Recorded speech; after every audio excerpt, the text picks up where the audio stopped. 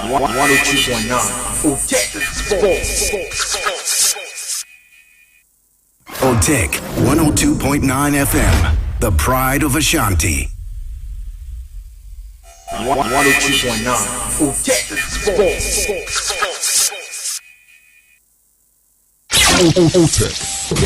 Otec FM 102.9.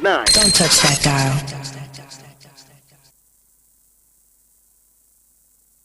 102.9 Otec Sports.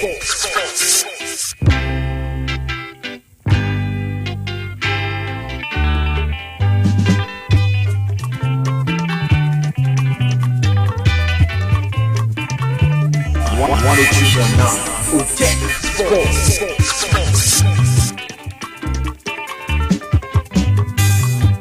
See you now, why you run?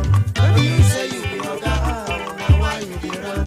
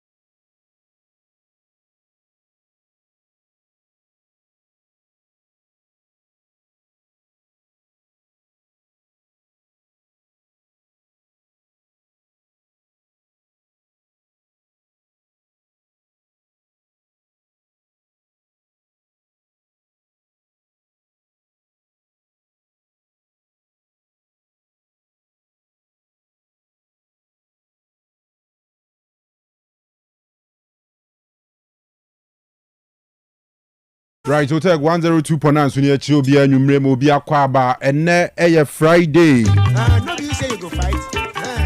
You see someone will pass you. Got you. And February 27, 2026. Abonon so pounds Medio Nunsia.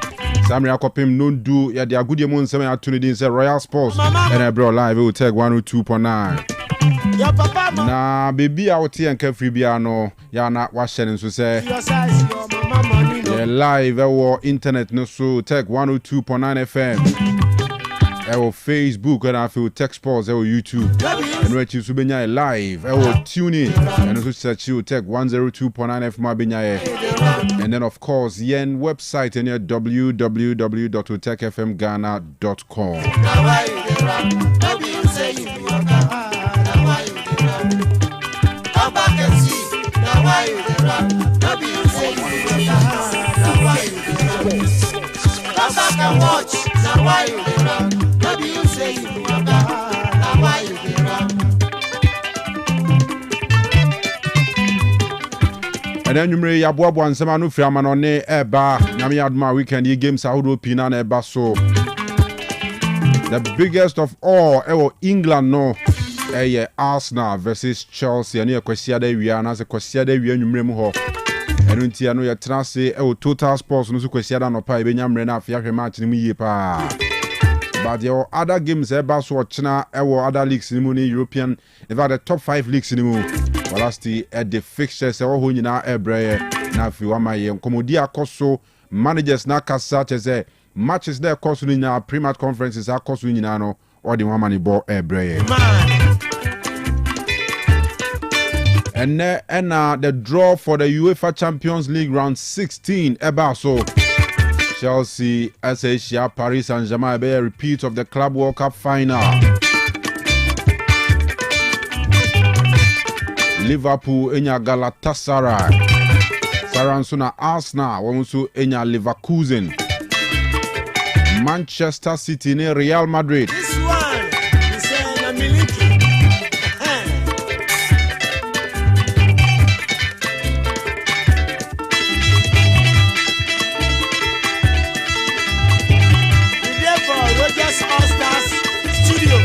FC Barcelona so enya a repeat of omo group stage fixture mo any Newcastle United a boy into omo Newcastle best share biem round of 16 ni mo. Atalanta ne FC Bayern Munich and I feel down when you chimo can see chat ni mo a. Bodo Glimt omo any Sporting CP. Ma rem fi say Atletico Madrid woman Tottenham Hotspur na ebebo. Draw ne by we no amanfo pia kasa managers no ne cheze mpanimfo ahodo a womoda teams ni nyina no ebia kasa cheze ni nyina walasti aboa no edeba.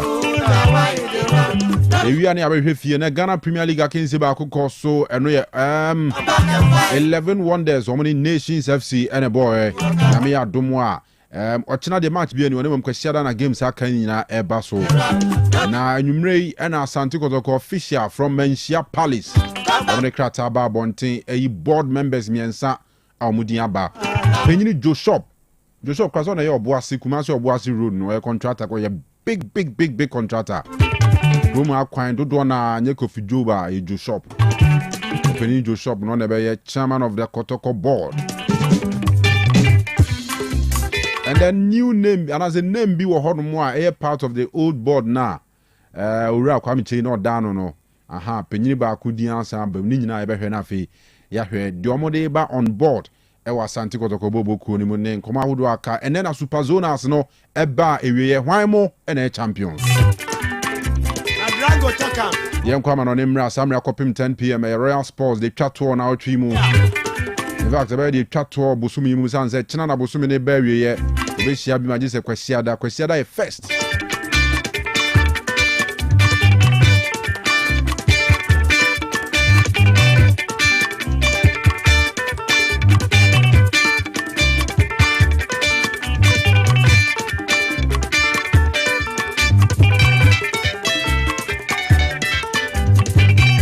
Anuti ebehwe na afi ye de details e wo ho nyina bro live odwumade so nya fide ni free ani yentena na afi so adwenche bia wo bia wo hwe dwumade on Facebook on YouTube and also be so send your WhatsApp message so a akwenya no ho 0505 225578 0505 225578. Kofi Larbi the governor na afi settle for champon says Scandi ene Awal Mohammed Dimonza onyina be join me na afi de nkomo chess weekend is my remfi say Division 1 so mo peche just gidi enya asem ketwa ya from Kanu together with Dominic Owusu ansa and afi na say sikapani Eugene Maradona the Royal Sports Jumadi atwato na otwini mu Royal Sports Jumadi atwato e wo bosome February ni mu na bro live Otec 102.9 Samri mama yenkofa ma no ne nsem ne mra ye ba komo akambia no na ye de atoa mo so.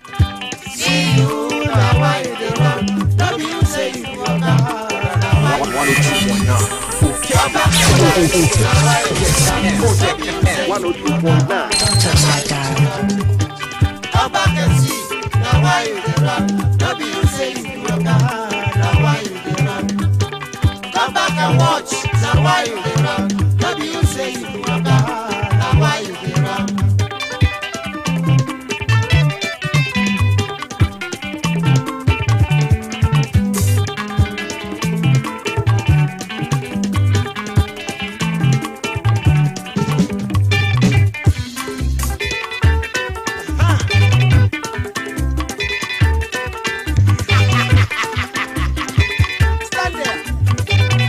Back, I tell you. Now today you go see say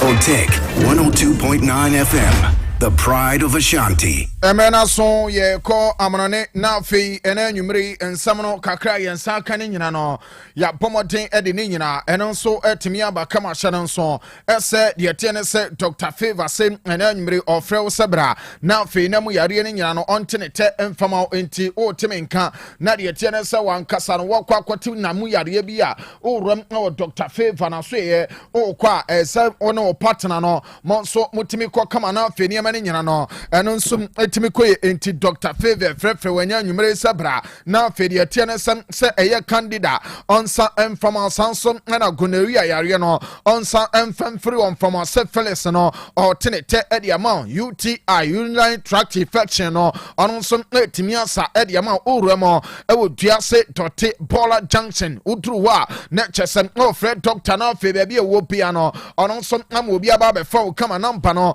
0245 378 255 0245 378 255 we no Favor natural care Dr. Favor and I just said frefre when I knew ye free one money ye remo Otec School of Journalism and Communication Studies Australia and then you better walk to me Nadia woman and Central Jumanan Casano when it was some so peso ye bia some opa Otec School of Journalism and Communication Studies Australia a hanamano yet over fun to Timona Fin Central Jumanan Casa on some oba beashi wom over baba yakukudam ewomo amane nyina som atimi akwe intena nwumere no Otec School of Journalism and Communication Studies na medi tudwa esem opana fedi etiene se empanimfo so no ed wo fantetie ma bia nso no etimi akwe kama ye wo de etiene se centralfo a omo ya chechefo a chese omo ben ewa ade kiremo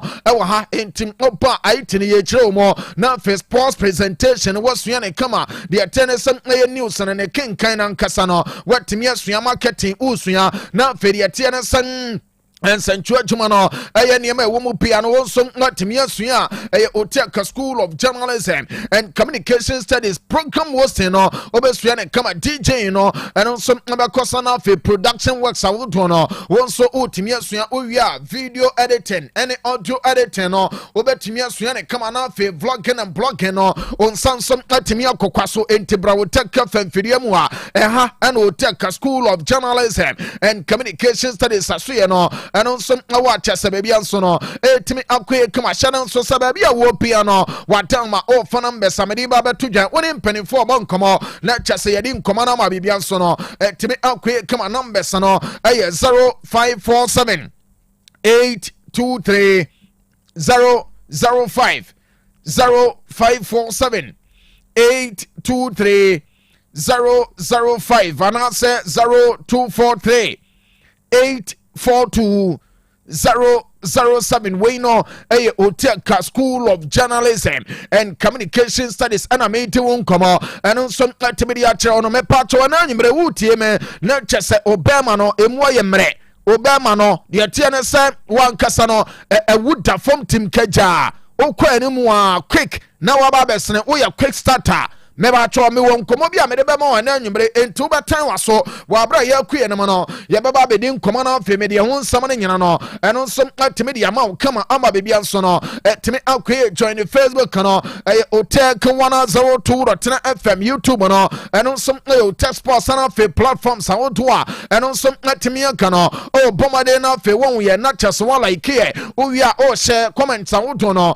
meba cho o de to ye be redim o sure so ama obi nso atimi on sana nyimere ya ne wa ene ya bo adwuma ne kama website no the www.otecfmghana.com memfanto anem sam na hono so show no demo live okwa stories awoto no obetimi already be amane mane nyina no eno so atimi akwe kama shana so esam ne aya Friday night na memfanto anem ese games awoto so no ebekosom na won microphone close na de wo no ene sam friendly champagne be a game baako eno na ye na nyimere memfanto dwa esam extra bobo kono me wa cho 745 amo body atie tema na tim na de lunch sama be bia nso no etimi akwe kama san game no eno nso abasene nyina na chese updates awoto no ye de be ba ama be bia nso no etimi akwe edo tena games a eno nso abeto dwa awale champagne no no wadama ye na da won kakra no afe no yankwe no mesansa Sunday ye ba de tena some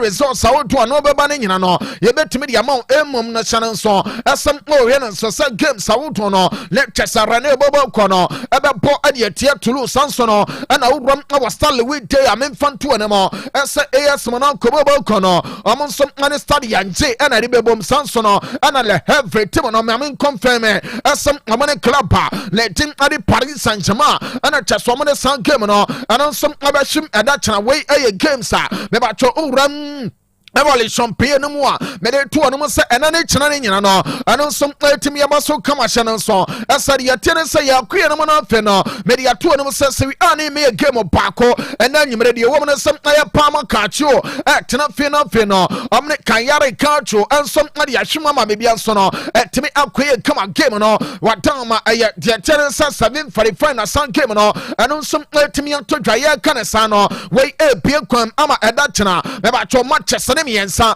eno som atimia to dwa kama hye so asam owura ne de ade franchise Fabregas isola saida eno aya komo 1907 no amobebo ade atia leche so no ena Hellas Verona ebe jinama na fe amabo ade atia club banetim ade assassin Napoli ama chesa sanke no eno som atimia to dwa kama neba no ebo de tennis 745 adatena international Milano bobo kono omani Genoa and omonsom ade sanke no ade behwim ewo gisepe mieza ente sanke no eno som abaso ne nyina no le chesamede tudwa asem owura ne te ade Michael Fabri ebejinamo as arbitra ade amanke no ama bibia som atimi akwaso ye de ne nyina eno som atimi de atudwa we no eya de yetene san Kacho siwi ano ani atewon sama wudo ne nyina eno nso etimi dia bana ena nyimre no owuramo ewo chema bantasere kanemu a memfanto no senke mu ne paako eno nso etimi atodwade ye wo no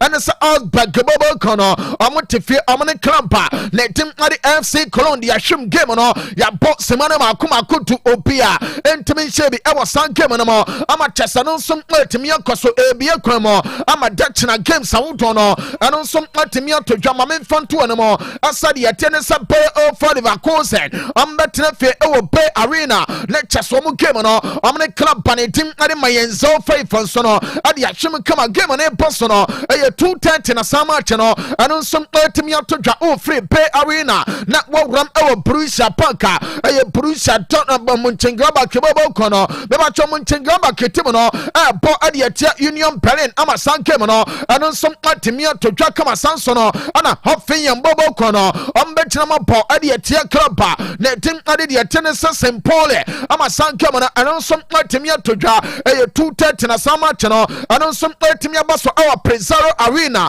yankuya no na feminin komo awa de atene san Veda Breme bobo konomo meba cho Veda Breme intimo no omonsom abetena fie na fe amona saida lete ade hofin amonso no ade ahwem kama ama sanke mo no anonsom atimi atodwa kama ye kano owram ewa Waisa stadium hono na sanke mo no anonsom atimi atodwa lemom edetena ebo 5:30 a upiem awa signal tuna parka meba cho yellow one bejina ho lecture amone bayamonchen so no ansom ade ahwem we no ade afene dark classic aya big game pa awade yatensa aya bontasre kano omo calendar so we aya tesa omo category A game anu so obetimi atodwa we aya Dortmund almost play no bobo kono ana tesa ne nyina so no anu so etimi abaso ya de won sam ne nyina anu so etimi atodwa ma confirm asa signal tuna park na game no anu so etimi atodwa owura ne tin ades Van Jabolinski bejinamo na fe game na anu so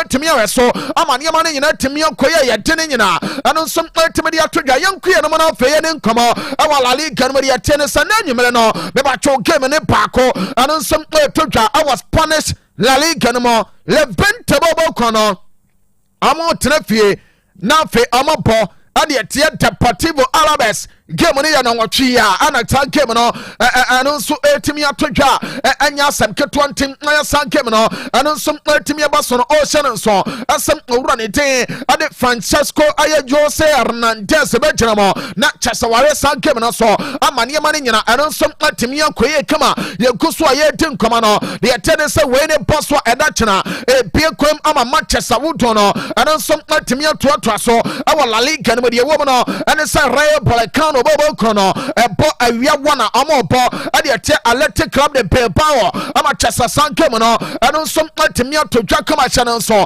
esa at exactly 3:15 no aye Barcelona bobo kono ene bia wia ana chesa mo so no ade hwim awa Estadio Camp Nou ama bibia so no eno nso atimi akoso eno aye Spotify Camp Nou wono no ana bounce tim no be ba cho omo be ya adwuma ne nyina ama bibia nso atimi akoso kama game no aye 3:15 o check here de woman san aya sama cheneba so no owuro ne ti ade Isidro Diaz de Mera ebegyina mo asanta referee ade ama game no ama bibia nsom atimi akoye ye free ho ame patwa bo 5:30 a lecture samayo kabobo kono amo bo ade atia Real Sociedad de game no eba so no me fanto jasem owramo awa sammo sa wona na sa game no ado nsom atimi atodwa papa ne tin ade megwesa sema ebegyina mo lecture samayo game no so ama bibia nsom atimi akoye kama hya so asem ebono nwatwe a de wo ne sam ayo Real Obio Tobobo kono amo nsom abe o sikraba ne tim ade Atletico Madrid ama bibia nso no ano nsom atimi akoye we no aya La Liga Manchester ana nyumere etodwa ane edachena ne nyina no ana chese ye tewon kwamama ne yema ne nyina no ano nsom atimi akoso Premier League no me game baako ne na de wo no and say Premier League game eba so no men fanto no say e wo Molineux Stadium no the tennis say Wolves bobo kono omone Aston Villa and this san game no and some ultimately ashim game no maka asam aya no watwe kama neba no owura ne team ade Craig Paulson no and some betimi agina mo na fe san game no watimi we so ama chesane ma ne nyina and some atimi akoye we be bie kwan mo ama edatena meba cho Premier League no eba to so ama games awuto ne nyina baso lunch time kick off no AFC Bournemouth team no omne Sunderland and San game no me ba cho awia gete na chaso mo gina mo and some temi abode tie no and say papa ne tire Jared Gillett no and some be gina our Vitality Stadium ama San game ne nyina no and some temi to dwa kama oramo our tef mo a 3 pm me fanto no say Burnley bobo kono om some gina mo bo ade atia Brentford derby sama game no and some temi abaso kama de woman no and say papa ne did some more borrow no on some bedroom a center referee ade ama game na ma bibia so no and some atimi akwe me ba to Liverpool ba ko ne betre fe abo Anfield Road Stadium na fe ama twen club le tim ade West Ham United ama san game no and some atimi atodwa ay 3 pm na san game no and some atimi abaso kama channel so asam owura ne did Tim Robinson no e tim a center referee ade ama game na ma bibia so no and some atimi akwe kama ye to koye free ho na chese ye pm no St James's Park no e Newcastle United on grounds amo langade ho ama chese asase no ama we so ye tennis Everton ana ye they are waiting no enti am na ye visitors ambetu kwan no apiem no wa chese Newcastle amasa se pesa na amulangado so no ama chese san game no eno som atimi atodwa de tennis 3 pm at St James's Park ye de won sam nyina eno som atimi de ba owura ne ten ade sword ato obetina mo na fe o ye san game no so ama bibia som atimi akoye ye kano me ba cho Leeds United abetina fe na fe amane Manchester City ade ahwem game no aye 5:30 and that chana ana san game we no and so timi atodwa our Island Road Stadium the woman no and say Peter Banks ejamo a center referee na fe game no and so atimi we so kama ama bibia so no and so atimi akoya ye de san sam ne nyina and so atimi aba enti we Premier League matches awodo a me ba cho eda chana ene ne nyina no ye timi abobo so kama ama ne nyina and so atimi akoya emra na ekọ yankoya na mana fe no ye ni nkomo ama bibia and so atimi akoya kama ma Canada da atimi de some join Facebook no Otec 102.9Fm Otec 102.9Fm YouTube no Otec Sports ente oba bomading na de tiane se wa like ye page no o like ye page na o share live video no ama no som atimi akwe na me pato enanyemre me chance e de free UEFA Champions League no mo ansem enete ya ana de tennis Champions League no lectures last 16 no draw no and some atimi todwa parents no are interesting pa na de wo ne unim se matches no Paris Saint-Germain yes amuna omo defending champions our tournament we mo amuni Chelsea the Blues ana elbow enti sanete sadia na manfo bi frefre esa an Chelsea ye pepie je no ena esisi suwe aba enti yesra mo mfanya adwuma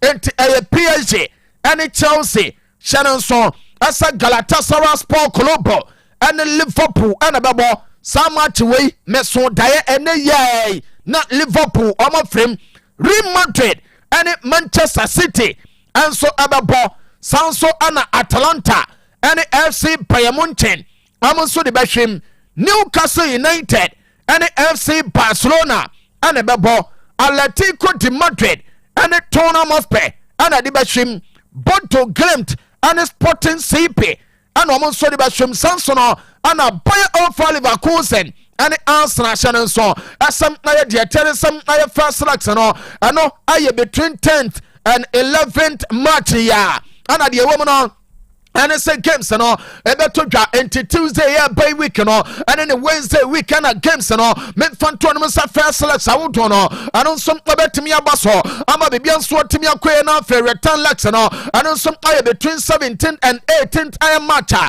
yɛte mu nsɛm no nyina no ɛno nso ɛtumi de aba na mepatwɔ draw ne kɔɔ so no ɛmu yɛhye paa after the draw no ɔwura ne ti ade Joseph Pep Guardiola Ansala ɛbɔ adwuma ade ama City bɔbɔ kɔ no owura na kasa ade afa draw no ɔse nokure nie ɔno deɛ City sese no wahu ne sɛ Champions League no no ɔmo bɔ ade tia the best teams na bɔ ade tia the best teams a ɛboa ma performance no etimi koye ɛboa wo ama kyerɛsɛ wɔn kasa no wotimi sua deɛ ɛma nneɛma pii na no ɛno nso timi koye ntoɔ no deɛ ɔmo nya Madrid wo check ya bɛ 5 seasons nie City deɛ ɔmo ne Madrid no akɔkɔyɛ sɛ nuafo ɔmo ba no ɔmo bɔ enti ɔmo no ɛbɛ make sure ɛsɛ Madrid a ɔmo no ɔmo ba bɛbɔ no ɔmo bɛsua deɛ na afei club na try ɛsɛ ɔmo nso bɛtumi qualify Joseph Pep Guardiola Ansala nanom nsɛm nie.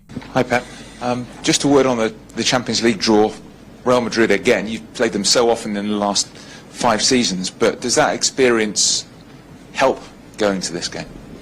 Yeah, for our club, as much you play against the best teams in all history in this competition, you learn and improve, and you are better in the future. Fantastic enti Guardiola no ana de sansam ne nyina ɛno nso matimi aba yɛ de ne nyina etimi dia ma enne anyimre wo so no so no me free Guardiola so yɛ no me nkɔma ne mana fe me nwura mo owura ne tin ade Emilio Bertograno papa we no ɔbɔ adwuma ade ama Madrid bobo kɔ no na papa ne tim ade Bertograno a ɔbɔ adwuma ade ama Madrid tim no wase yɛ nka amwo bia so ntimi ntisɛsɛ no asa Madrid de ɔmo yɛ du the tennis last 16 na anya ya quarter final na ya pɛ Omoni City sana dia no eno nso atimi akwakoye ntiwe no enya dia eno nso no eya nwanwade di mu omoni nyina eno sem o check for the past 5 seasons ni no eye omwan wo mo bo ama bibia nso atimi akoye ntiri awoka no eno se Madrid bobo kono omoni City pass anso no ana City bobo kono omo nso ani Madrid omoye bibia se be ya be ba cho Madrid bobo kono omo nso betimi qualify amane nyina no eno nso Timi akaso kama we no according to papa ne did Emilio Bertograno ono ana de sansam no eno nsom timi de ato dwama bibia nso no atimi ankoye kama me patro papa ne din ade Ivan Rakitic abo ade ama bounce timi ne da na after set draw ne buy no ana owura ne se no kwasem ne ono de o kam wo bia so timi ate asa Newcastle timi no enya bayira brewadwo eye game a ano be ya chepa na mom no o kan set last season mu amokaye no de tennis bonsa omo kwachiri e wa Champions League no mo ama chese kakakria bi enka omo ye draw final entimi anuro na mom no omo we no se anya bia omo so ebe wuram na fe bonsa bobo kono omo so awro final no mo amane amane nyina eno so atimi akoye o se club no say manager ne ting Arians Flick no or Bajuma great players na wo ekokobane say ya eboa ama chasani ama nyina nsom atimi kwe na onim se pansa bobo kono ama prepare wall a onim se niama ne nyina no ano nsom betimi akoso ano aye already tede Ivan Rakitic wo wie no ano se onim se pansa tim no omo nsom betimi succeed ama bibia nso no atimi akoye kama ano aya kakra na nyimre etodwa ane ade won koma ne nyina ano nsom atimi de atodwa na men koma ne na fe men fansa mawdo no ano nsom atimi mra kama Liverpool tim no me ba cho player ne de kwade gapo wakasa de afa ball ya ne tin ade Rio ngomo ha ho me ba cho ngomo ha de me wo fax keto akura no enti me kan se bi ya ball ya eya sanete na already de kwade gapo ɔsɛ yɛmfa nto obia no mu no afɛ obia so ntiminte asa ono oye excited asa boy no already no oye good player na chesa o checking age wono na oye good player already na ni agye pa na sese no ɔyɛ no musa boy na nkasa no ɛyɛ rio nkomo ha no ɛyɛ up to boy no asa level a wadro no ɔbɛ maintain na fe ɔde bia ka ho na kyesa asase so yɛ ka the position na ɛbɛduru mmerɛ bi no ɔno nso ɔbɛtumi aba yɛ best ama bebia nso no ɛtumi ankɔsɔ kama ɔsɛ boy no akɔsɔ na fe deɛ tene san fata wodo a ɔno nso atumi apote no ɔno nso atumi toɔ so ma bibia atumi kɔ ya ɔbɛtumi aba bɛyɛ adwuma no ama kyesa boy no nso no aba bɛyɛ rising star wei no ɛyɛ according to abrante ne tin ɛde kɔde gakɔ ɛna de sansam wei no ɛno nso atumi de aba yɛ de wɔn nkɔmɔ ne nyina ɛno nso atumi de ama wo kama La Liga no a change fixtures awodo ama kyesa Madrid fo no ɛne ɔmo so ɔmo se ansɛ La Liga no fetire saa empanifo ya nneɛma ade afeva bossa kyɛn nso sɛ Madrid bobo kono na sɛ ɔmo ne Celta Vigo ɛbɔ game no na ɛyɛ Sunday ana de atie ne sɛ Saturday ana kyɛsɛ no nso no na ɛsɛ bosso game no akɔ Saturday ama kyɛsɛ Madrid bobo kono yɛsɛ wei Champions League no ana ɔbɛ affect wɔn ama kyɛsɛ no nso atumi akɔ ne nyina ɛne sɛ ɔmo ne City bobo kono ɛwɔ game bɔ na mepacha La Liga company fo ne wie ya no ana ɔmo sɛ mo Barca deɛ mo deɛ no yɛsesa no Barca ane Athletic Club de Bilbao nso game no mame mfanto yɛsɛ ne yɛ Sunday La Liga company fo ne se ɔmo twe de abɛkyire ɛyɛ Saturday ansan na ɔmo nso wurɔmɔ abɔ ɔmo yi UEFA Champions League no ade yɛteɛ Newcastle ɛno na Madrid fo ne muni ya ɔmo so ɔmo ti kɔ apae sɛ na momo La Liga fo yi ɛde adeɛ na mo yɛ yɛ pe yɛn ho asene baabi a yɛn ho yɛn ho ano dada na mo san ba ba yi yɛ saa nneɛma wɔ yi a adeɛ na nkasa ne ntwa yie enti Madrid fo no ɔmo bu afo ɛno ɛyɛ kakra na nyemere ɛtɔ dwa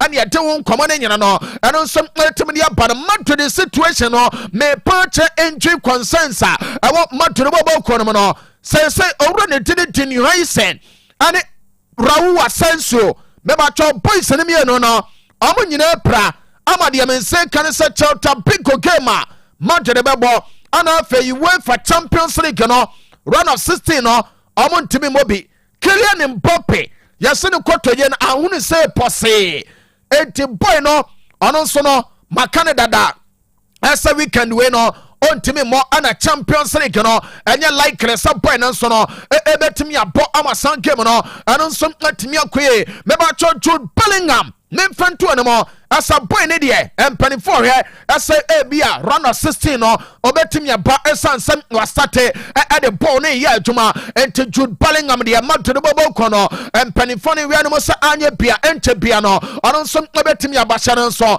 asem owura ne de Militao Gabriel ane Tania Sebaya sonso no memfanto yasem Manchester City game no de mensa kan sa amonso no ya really out enti Madrid team no center backs na kamieno awiawo Alaba ene woncheni master Antonio Rudiger empanifo ni mienu no se bibi kosi a wa we ya na cheso mo nso no Madrid team no omo de omo nsa ene eba be go muti na fe Tchouameni asa kwakire wo cha no nso asa Madrid wo 5 players a me ba cho omo rom ene Man City akwakobo awo de tene se round of 16 no 5 players we no obia obaji yellow card first leg no second leg no and return leg no untimi mobi already day and Vinicius Junior Alvaro Carreras and a fair player ni day and Aurelien Tchouameni and your boys are omuti edemon tentime pa good news no and it's Rodrigo Goyas and so no aye back am patcho player no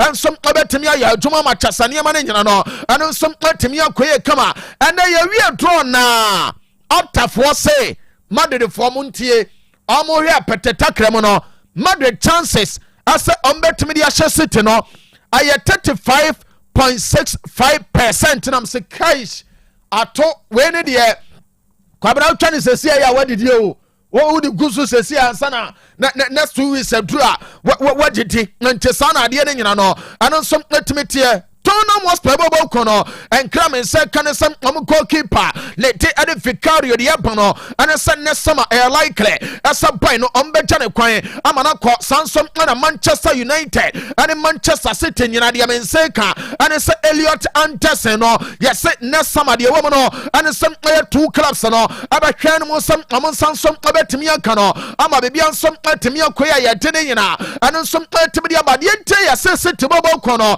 arasem sign boya ne did Elliot Anderson no almost say amanya nkrebe asa Rodrigo Hernandez Cascante amate say boy no o de did nkomo amadu de krom was say kuntunu he an Nigeria na ko na me de fita na o me nyaya nkemepa enti almost say amanfo mo ho adwene ne na boy ne be kra mo tena ebe ya sem enti de tie no anesem uramo awo Manchester City bobo ko no mu a amo pay replacement for Rodri eno anama oranite ade Elliot Anderson no anon som ababa top personal na Alan Shearer akasa ade afa Benjamin Sesko ho o se no kranie ono de ye akwakoto boy no o kan se o check boy na ntuni wo so sika no amade koto no na doso no do na Sesko de o si so da be na man you atam sika twitwiri de we ade akwakofa no o se boy ne bae no de obetimi aka ane se waya adwuma ana fenso obo wura ne tene Michael Carrick kabaso say United bo game wa omo lusu a untimi nse omo enti United anya de akrampo no draw and wadipa enti ono Alan Shearer obo papa ne di Michael Carrick kabaso asem obaye no ono som good job amane nyina ono som atimi akoya ya tene nyina no ono som atimi ya todwa mebacho oye Manchester United ni na bia si Ronaldo na ho asem shemu a tie ne ye ankra men se kana na nwumre no after say owura ne tede Cristiano Ronaldo akokoto 25% awo UD Ameria mu ama bibia timi koye no yase Ronaldo say ne target ne next target ayo United asa obetimi anya shares awo Manchester mo na fe odidi man kakra one day na wa take over United ye ka Manchester se kramo no ona no aye hwan a ye bebo din a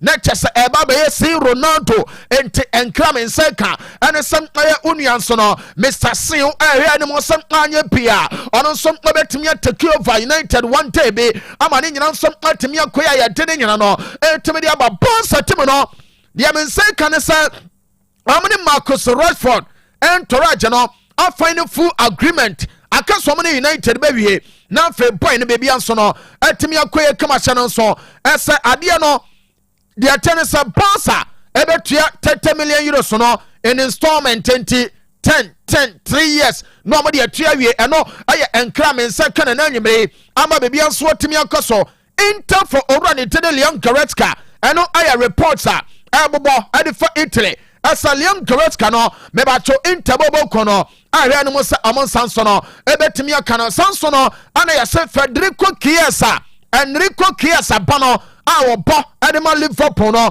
Inter no mo se amon sanso no ebetimi akana na afeni ma ne nyina no etimi akoye kama Chelsea for no Messi se de mo pe no Monsaka generator expert master jobomo se Chelsea no mo ne PSG o enti blue black any blue any ebeyire donne keba me chane se be na wu eda from tim kaja o maso o se o bon o accelerator nim pa o bo gasim na momade ni mpeja wada ma card ye o ti accelerator no so a sa je prom na chese wo protect you anim kama na mom o bo gas nim accelerator down na di da wanimu a wadawroma Diamond Scientific Care and Research Clinic doctors are did to neck about Mr. Bayano. Almost some in country was say from a name ya oh from na dear amama quantrebi na udia cut to neck no hey a bit generous to below was abano I did be a better one now for near my timia na also more piafono what timia be udia dear a quick start oh boss what time you net now for no oh kwa mesraw o sore so ntama onya akokọ bema de etwiche mese wo bresapna bopom polu pokofie kowu bema nya adwuma no enmonyam ni wanim ema ne mu enti wadama donne kaba me chano ana wo bomade anu no mbie ebebua pa amatadua no emu ayira ye gase na fani ma ne nyina atimi akoso na momu de na empeja no monfe doctors no our 0246 727 677 0246 727 677 Samsung 0249 208 252 0249 208 252 ena nyumre no ekwan ni wasade ya wa aboboa no ena wie enti the boss player ba na one mpanifo ba beto aso na mom no channel so say generator expert eye master jobo ana afen so sofo same aha papa no na de pomati aba ye ne ye chia no power heavy papa no obaha o say yes o ye papa che say sofo a onim de pa aha anti sofo same papa ye chia we na nyime na afi director jobless ye chia o nyina ne mpanimfo aka no ye de nka ne mu obi anti boss ye da say yes ye ni akoma bitters won komo kakre na fantastic ye ma tiefo hun say yes one of the best yes in fact the alcoholic beverages war system ni mu dia obo a obebo akoma bitters sanse na ho odin wo soro ye papa konanim amanfo twa so mudi ho dance pa sanse ye nsa papa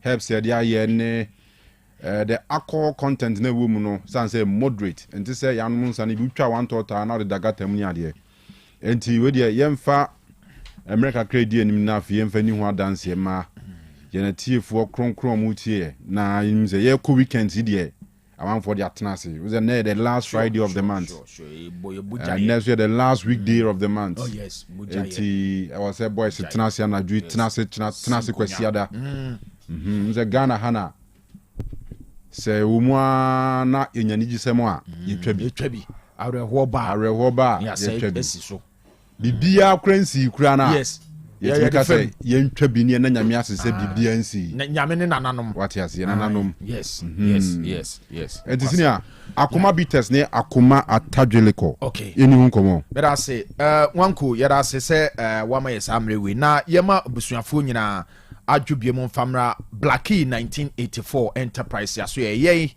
ene ede akoma bitters ene akoma atadweliko ede aba adwama so de tiene se yese aboso ba ene ma ejapaye enti sa wo tie nka ene anwumre ya Blackie ensa papa mienu a ye de aba adwama so ana ye kanfo ede ama obi bia se edru weekend say Friday night thank God it's Friday amanfo bi sisi table sawodo na ye hu bia wadaroma nyankopon boda chena wansori anko de tiene se yi a obekọ engagement wankọ a bia program bi ho obekọ mesrew ye hu adroye na de achi a wosan nya hoden e de asori ne nyina ne se obenonom akoma bitters ene akoma atadwele koni bi we aye bitters of the moment shanon so ase ya bei no ya nom nsani pi ama nipa ne bebre di afam di ko sabi o mato na nanom wonse do ne nyina ne se enye nsa papa enkokonom nsa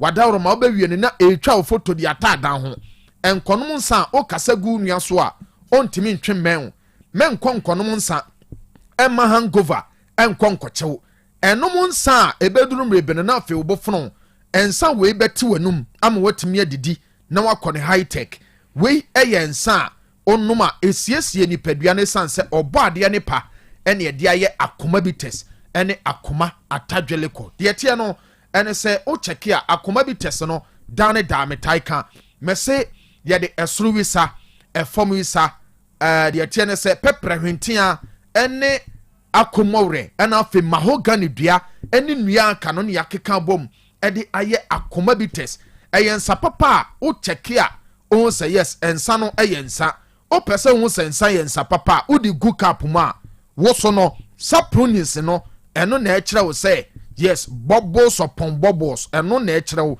ese we eye obade ne pa ene wom enti wadawroma say weekend ye du na open sapa no ma eye akoma bitters esanse pepre hwentia eso wi sa formisa ana afi enuama ho gani no ene ni nua aka ya keka bom na ye de ye no onum bia se eye osisi na ye oya ebeboa ama pains no ne nyina akọ wachin kase no waye adwuma bre ebeyi pains no e de afiri ho o de na nkasa no o de chese ukọ empam a entententem no abesene oba ne bebo aba so esan se enua ene niema ewo akoma bi tesemu no ebeboa na afi ede ahoden papa etime de aba hyane nso ese ema no mubu mu nsa painsa eya mo fam ana afi moja no eya ata kroto no wadaroma onunum akoma bi tesene bia ebema ovaries na ye adwuma na afi emoja ne sanea eni beye fe enye tuntum unya pains bia na aboa boost your energy level no esan se energy level no wasoro a de bia osori a on se system ne active ema bibia timi koyi sanso na hye no so se oyi obi a wanum ato untimi ne di mesre wonum akoma bi tes ne bi onum bia ebeboa ma bibia timi akoyi akoma bi tes no enye no nko anenante emema na se ye bo formula na ye hwe ne ye se mese entaso nko anante nananom ka asasem no na omunim de omo ka entaso nko anante de omo ne se ye de akoma bi tes ebaye efri Blackie 1984 yaso ye no ene ye di ne nua a oba beboa no etese de nyankopon bo be ma wo se maye oba de aye wo ade ama utese osaso boafo enti akoma atadwele kono ene ne nua akoma bi tes ene de bia na enambom tie di ne ye akoma atadwe ginjaleko eye atadwe akekedro hwentia pepre ena afedi etene se enua hodo etese sebi krama kote ni bi ewom a chese bema wononum a eboa ema wo sipisita enti no wodie no oji akoma bi tesene two tot na waje akoma atadwele kono eno so two tot eye formula we se wo bo na de Kofi a ebi oba ne beka se se ade wo ka se wanya foforo bi na uchi misana na de bi eye energy no na aba esan se bema wiwi atadwe a yese o charge ne battery bema wo tadi akekadu a de bia no o say yes o sorry anopa o bema no twa salute kama ema wo hu se eniema ekoye sanso na bema o tai edi akekadu di komu a circulation ekoye di ma enti de bia no odwina esisi so ema uru mfiade basabasa black cross ema system ne mu ye pensa eboa dasa ye pensa entro ye pensa ebete yanum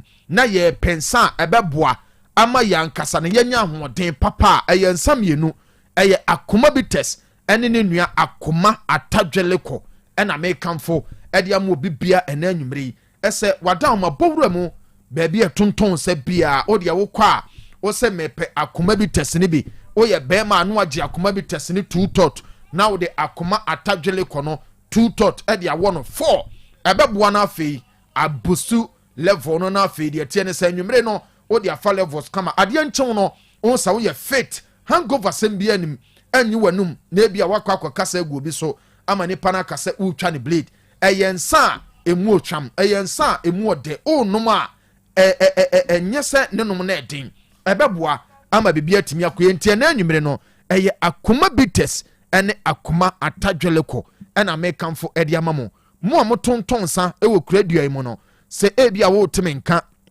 na akoma bites ne akoma atadweleko no uni bi ewo baabi a woton sa na wadaroma fanam besimienu a mede tudwai nene empenifo ni nkomo esanse ofra baabi a wo no kire ye ne bodin fama ye ye bebre obi na afi odi egu ho se be ya product papa no onso betimi aton enkrofo anom nsafo ache yemfangu nche na afi yenom nsapa eno ya akoma bites ene akoma atadweleko de tene se Blackie 1984 otikam na wo fre o tie me oti wo fie na wo tie me oti prage mu anase bia wo de wo namfom a gina baabi ne pebidi anase pedua bi na tro number ne gu fom uwi a na wabo e de gu fon no so eye mienu baako eye 0249 671 984 0249 671 984 second number no eye 0245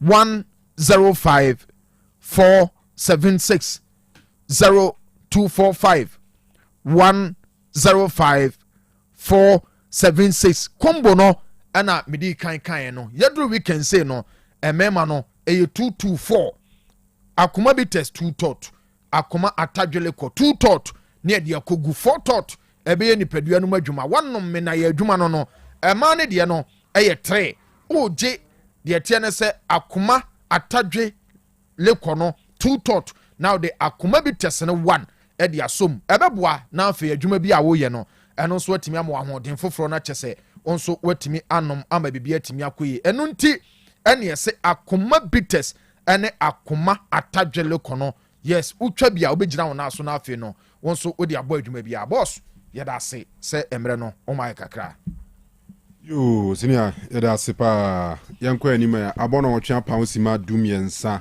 aha yɛ Otec FM 102.9 yɛgu so a sinkonwa so ɛde Royal Sports ɛna ɛma mo na nwummerɛ yi yɛwie ama no ne deɛ no ɛna afei atie nkɔmmɔ ɛfiri Blackie 1984 Enterprise ɔmo ɛna de akoma bitters ɛna afei akoma atadwe ginger wɔmo de aba yɛnsa ɛkɔyie paa ɛkɔyie ma remfi sɛ 6 March nyame adoma 6 March kora Friday ɛna week good ti ɛna week saa mmerɛ obibie ne di adagye ni po so ɛna kora Salome frɛ mi o obisa sɛ kwasi da ɛbɛba has ni go stars ne has yene dos unim sɛ Mutala Mohammed politician no TV3 Mutala Mutala from Max one ya host to Ghana Premier League matches at the South on Piki or the northern sector no even Kotokone has to crew Macras one na host to stadium okay unze Mutala na ma me ne papa free mo bom to mu ye ne kina saa e wo police depot ti ni ma me ne papa ye nyina mu sie ni ma me ne papa kina wow enye izo both parents we call them say the following week and about the second one so free mu ti na o say busu an hyehyɛ no mu kan mi enu nyina bom Mutara so no o say no embarrass boy na papa ye police okay oni Aziz mo na ne bo Phantom so or disappointed footballer oh yeah Mutala no ni bobo pa usa no ni bobo pa o TV so no kan footballer bi ase obi se hwede o kire oni made na kasa no obobi but I mean unze born the boko ni mu a wodu stage bi a parents ni tena se assessment busa o say sometimes because they don't even ask some why assessment you say taking the risks of playing football without school and so be job born no akụ school no ma choose ba ko so at say go combining both we area and the adding yana edin ko even senior high school club ball class ko school be a headmaster ni assistant for him pe ball ko etremo ko school team training ba na yele to class kra etimi twama na bu abam no ja ball ne bo so Timutala papa ne ma me nyina kina e wo police depot nya better o senior any on kafra eyi ni de they say adore say scandi say uni Martin Kodua Martin Kodua Martin so ne papa efrim nanu ya enu akra na eja Martin Orange formerly of Orange enti ne papa Dr. Martin Kodua onu so efrim ya onu ni junior na papa yi senior no se di na se ordinator ne ho am me show nti Martin Kodua junior ne papa Dr. Martin Kodua uze no ochade wo UMAT takwa enti amamfo enwase mihia Martin anwumre no na waye mre pa waye mre na ni junior brother ba ko no nso ewo Spain o exams enra no mo try so mbe hide news no nanka wa try exam se wi no bia so akote ho no so frɛ o mo pe confirmation. It was very emotional. Wow, very emotional. Enti Martin Kafra o sinya me yad mo mbetna si Sunday ni Monday naja ma take plans o ma the way forward into adofo aya mpese mu coach ya Martin na busuafo na ma ye ni sa. It is very painful. And I see ni 7th next week ya ye kan so na bakai so ma me oboase edoso Charlie but next year Edelson birthday na Kwaku birthday Kwaku hey yeah Kwaku oni beginning now Oh, okay. Any Biggie su birthday. And a Biggie Enra. And Biggie and yeah. any mema di birthday ne. Oh yeah. Squad. Okay. Yes, he jaw mo kama pa nti on birthday party as be there. Two brothers. Good year say eja. Yeah. If you nipa. Oye Bausa. Bausa ne there. That be on Oya Brante. Kokuko High School. Okay. Biggie ko High School. Biggie su ko high school. Koku ni Biggie na mo ya Emrante. Oh, okay. And want me am tri Biggie mu kakra o ha ma. Biggie wa meto me. Biggie ameto me. Biggie ameto me. So ni move 4 strong boys. Na mo twi ni mu anwumre bia. Challenge your mom happy birthday. We could just a special brother. Ja. Koku kwa ni nchika kra frifia o. As in ni din opon na frifia o. Oh, okay. Kwaku di opon. Alexander Kwaku opon Edilson. Ni din opon no. Echi ni bi frifia no. Okay. I'm saying father mo side no. And Mr. Chuma si mo side no. Eben. To on fie ni papa. No sabe adwuma wa hanso. No ta kunwa we su bia na say that na set up ni if you say that na okay. Panelist wa na host no. Ewa ha ni face. Okay. All right. I open a kunyanzo atena na. Na me say ja na mo kan kunwa ni bi hu asem. Ti because to open no swatena. One day go fi pesa kunya no swatena. Anyway, happy birthday to Bigini Kwaku. Nyamisro monyo mo kese. Young men as they are. Be sure so mo botai pi si ho mani so. Enti nyamede afeba kwa kom fi hu de nature say there is still that opportunity say ombotai no. Ombe kwa koduru hu nti nyame kurikura omfo om koduru ombotai si ho mani so no hu kama. All right. My main really messages kakra about our stream before message, you know, you can boys, you know, traffic boys in the Ajuma di manumere. Traffic. See, I'm your phoneless. Say. I report junction here. I want pick me phone. Anumere am be. Mo we have phone. I report junction here. 12 Pro Max no. 12 Pro Max. So I pick your traffic no. Timothy is here me nkura phone. Me what traffic no. Nje no one any buy our say. Aha. The time what in frame no na on say omo store bi o na Ashanti region omo keep nro no Metro Mass opposite baby amane tena etonton sponge ne toothpaste ne yi Ashanti region nyina omo fra ho no baby central store na central medical store say bibi yeah ho na no air condition ball ho na nya small wakoda nra ho da dey no so keep under certain temperature a ho nyunu pa a ho na madru and I'm crying more traffic more than me come asemi. And the programs we break campus MC in Sani Manimenti. Me peke 1 pack of near money at the mammy be drink and sa crank drink be and pie. To me roll glass and at the mark crown. Me the me men sa bana be and Kamasabi road because me referee me. And a guy back which mom said, boss be so can I say. Me damn on share from one and I'm doing a ban also no my pick phone. Tibe say less than 10 meters. Me pia car no to parking and me see through from me home be 10 meters. Kromfu di omochi sa no mudru. New building now musi opposite Metro Mass one na new building on the left. Eno mura ho na. No mura ho no. Unze nkwan the chain phone no. Cause we hear the area no more run and last person or count man your phone or move on no TG9 or him. I think he was watching if me follow some ba. So now see me jina hona the SCM to my phone on you 12 Pro Max come no. And you may I need say I'm no cause I'm not sure say 40 minutes grab.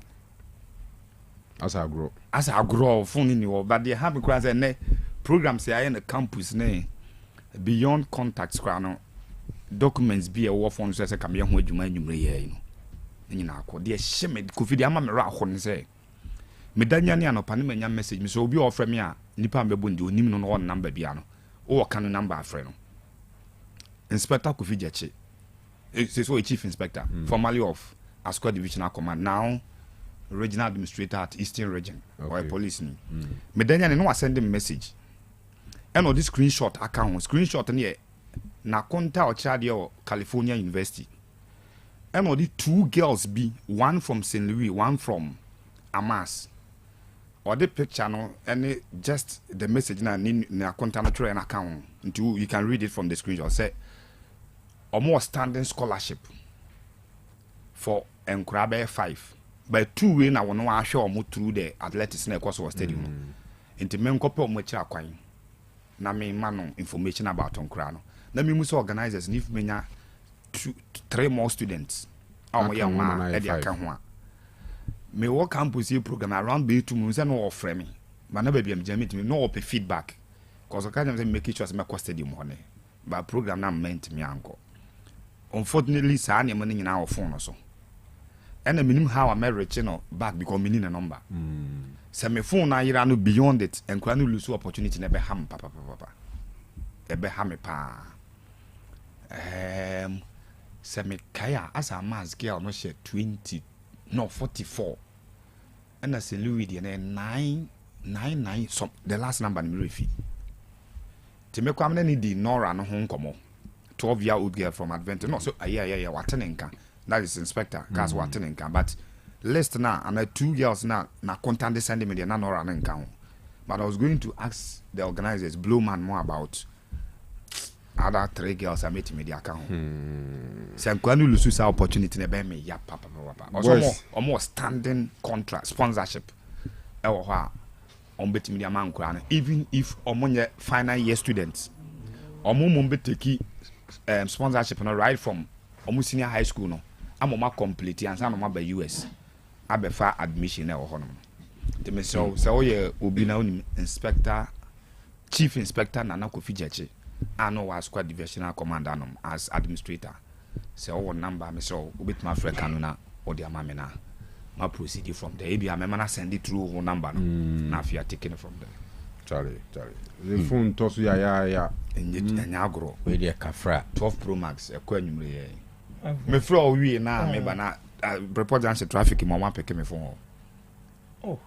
Into your into we dey o driving now or traffic now be catch us say o tie 82 a bomodin lock ni si from lock ni bi ansa no wakohwe trick come the tricking for pa we say when in now so can so dey bibi atimi see at any time to me ka say o tie no kra pai to me ka say o tie na pai me kwa me tie no na me suspect ba ko na mahu say o form kakra ntima ma se me pompe ba bia me dura organizer wo bia no eti time o kan ma nwene twice and na phone da phone na kura me me use nti time ma me tam drink na ma akwada no na me de to ba bia gia no okay na me tam drink na ma akwada no from the other side passenger side no ti me tam ma no wie na we ka kire me say bibi so o kana me twa me konsi an ma dwene ba me so asema me ka ni 5 seconds the time me see from say me chase on there distance between me no me no 10 meters na me tem kromfo unkuted bia anso groma de obia ye wia wa kromfo bia ko bai no me di akire ko na me hu ba bi o mawura no hu say enyi safe say me kwa na me dan me no na ma no mtonto bra de no mo fam say o mo nyina kromfo o ha ya no mo nam those were the comments omo ya conform on nam ho omo ba bia nso a mo raise alarm emhe nchi om tabi e ba no sa wo be seize business ni wo ho o ma kra be at risk on hu se wona o ma tip off no na me boa se bia nipa ni de bia enye se bia o gina ho no appoint so oni o won se nipa no oba ho ebe peke amanfo edwane ko ndi o chena bi so oba wetimi ale ambush baby na bia pe police ni bi no akire no ana no so ye risky no evidence awa enu me kwasu kruma ni ade me say mesre mami can we was say so be frame ana obi testimony wonya response anya se ma sheda phone ni ho eni obi wia say so twi obi phone ana wi obi phone a o chi ni ye easy o. Oh yes. Because of cyber and tracking. Tracking. You got test about say call or say yeah bet you please go to Asafugeto, you get it. Asafugeto. Say am robbers no say enko kwa. Am robbers ne criminals and say we say ye chi omo tentem ni nyina no. So you do na your phone. Yeah. baby will be a timid track you. So I very very bad, very very bad. And now usually Ghana Mrano so Cassetia, the thief and the buyer of a stolen item. What to idea chronodia?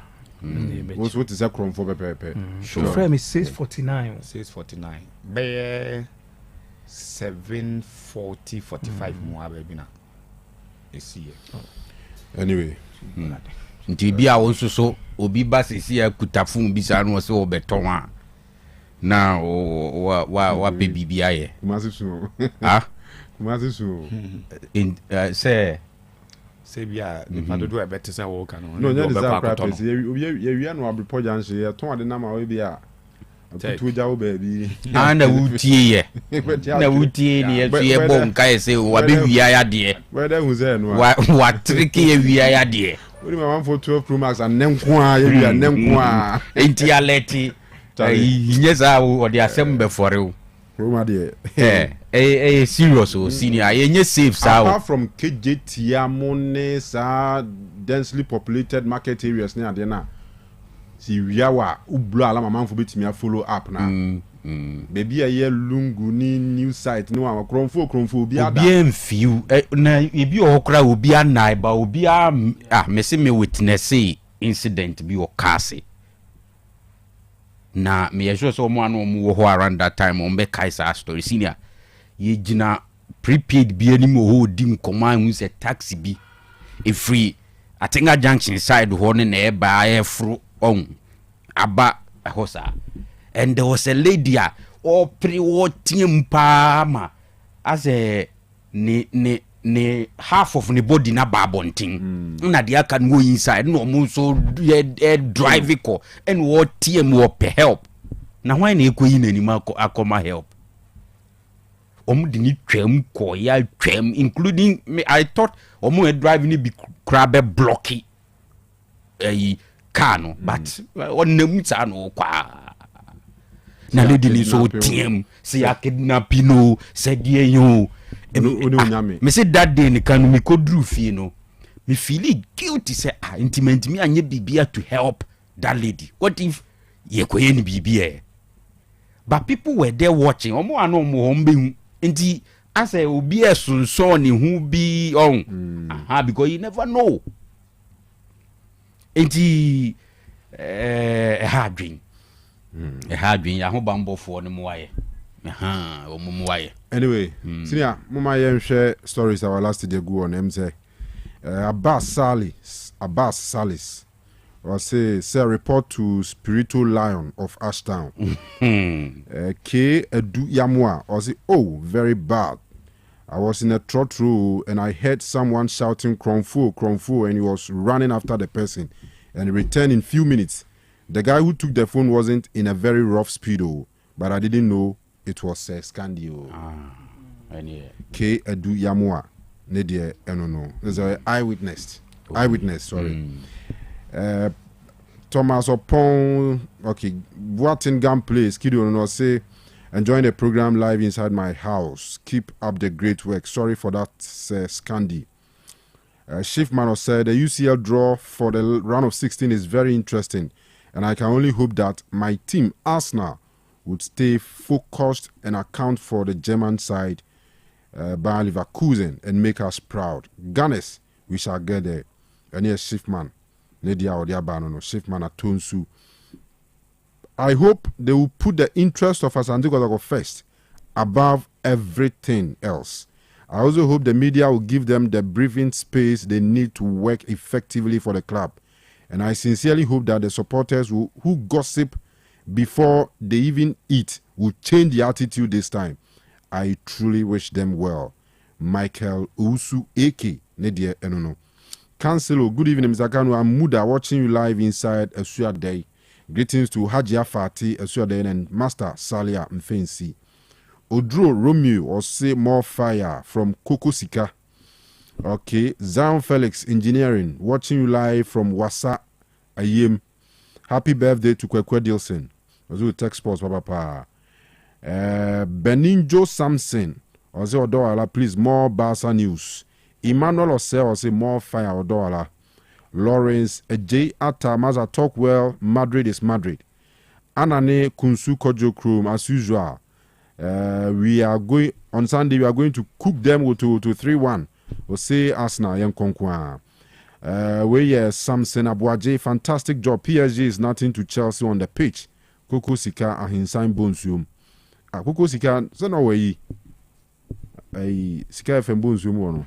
And Muso Koko Sika, senior man, be a friend of Koko Sika or Hinana. I was watching you live from Mönchengladbach. Nana J, good evening, Otec Sports crew. And Atanga Bernard, watching you live from Kunta and say, what a fantastic show. So you guys should keep it up. Please, good evening to Francis J, CEO of Bosomtre Rural Bank, Kunta say. Virgin Chamens are watching you live from Akrokari. Emmanuel Owusu J, the journey to Budapest is totally clear for us. So come on, the Gunners, Arsenal forever. Oman Anako Joe Benadeski, good evening, Mr. Kano. Tech Sports is loud inside Sofia. Real Madrid will surely beat Manchester City hands down, no matter how City will play. All right. Nyamecha Steven, good evening, Mr. Kano. The show is loud and clear inside Thanos. So more updates on Manchester United. Those people are doing a great job. Wallah, keep the fire burning. Oibo Boateng from neighboring he will say, watching live, the entire Kotoko fraternity warmly welcome the new board. Fabulous, still the greatest. Benji Fences area will say the UCL, PSG vs Chelsea, Fala match for Chelsea. Come Sunday, Hearts of Oak are going to massacre Bibiani Gold Stars. All right. We are say, all right. I say, how many years will Kotoko board last? Was that part of the information? And I said, board information about it. Said, Kofi, UCL draw no kakrana. Yemra mehwefi na Scandi phone say me mama boto. In fact, Masha say feel joint pains cry. Enya better. Phone there. Sisi a phone ni ye bibia. Charlie, you say me so what da kra, what da, ultimi bo biri manager 12. Yes. 1. No sorry, no for phone. Wow, what for phone at a certain level of comfort eba. Wow. If you me so 5, 10, 15 minutes beer, no as I go back to sleep. Mobile phone. No. A dear bro in the same spiritually in the what they are saying pa. See, cell phone be free 5, 10 minutes cry better enough for you be we and say there. Yeah. I'm feeling the pain. Oh, but me sure say yensa be come. Fan to trim say. Aye. We are on a mission. Omudi omonsa koka any NCC de ensaka. So bear the consequences. Nti ompa omo amfa meja ho baby. Betumi dia be just to be baby say FM phone no phone ya say dia be jaro me for man yenko. All right. Nti uzi yankum kakra. Okay.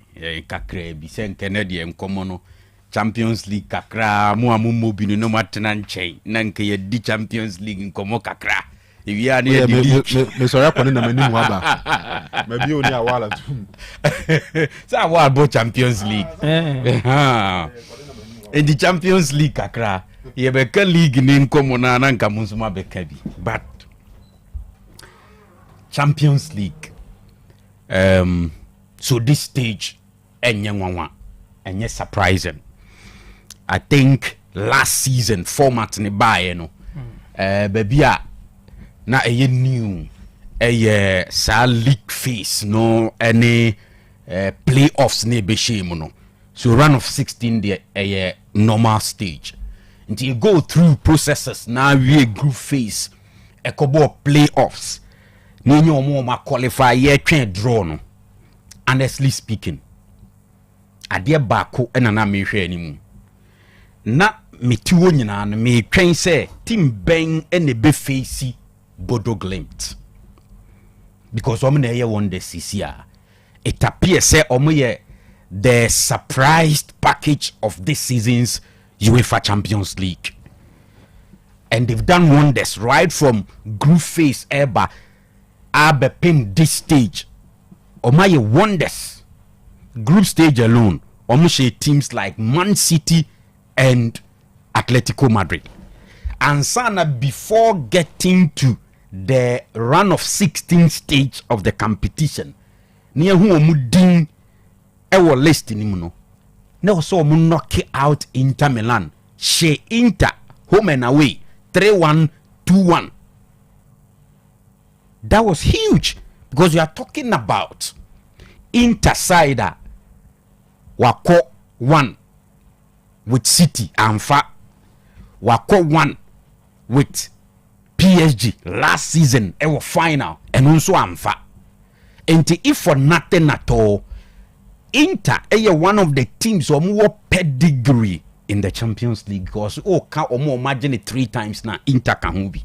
And in recent times, Omako finals no twice. Inti yes more for Bodo to eliminate Inter in that manner. Of course, a bit can Inter how poor they were.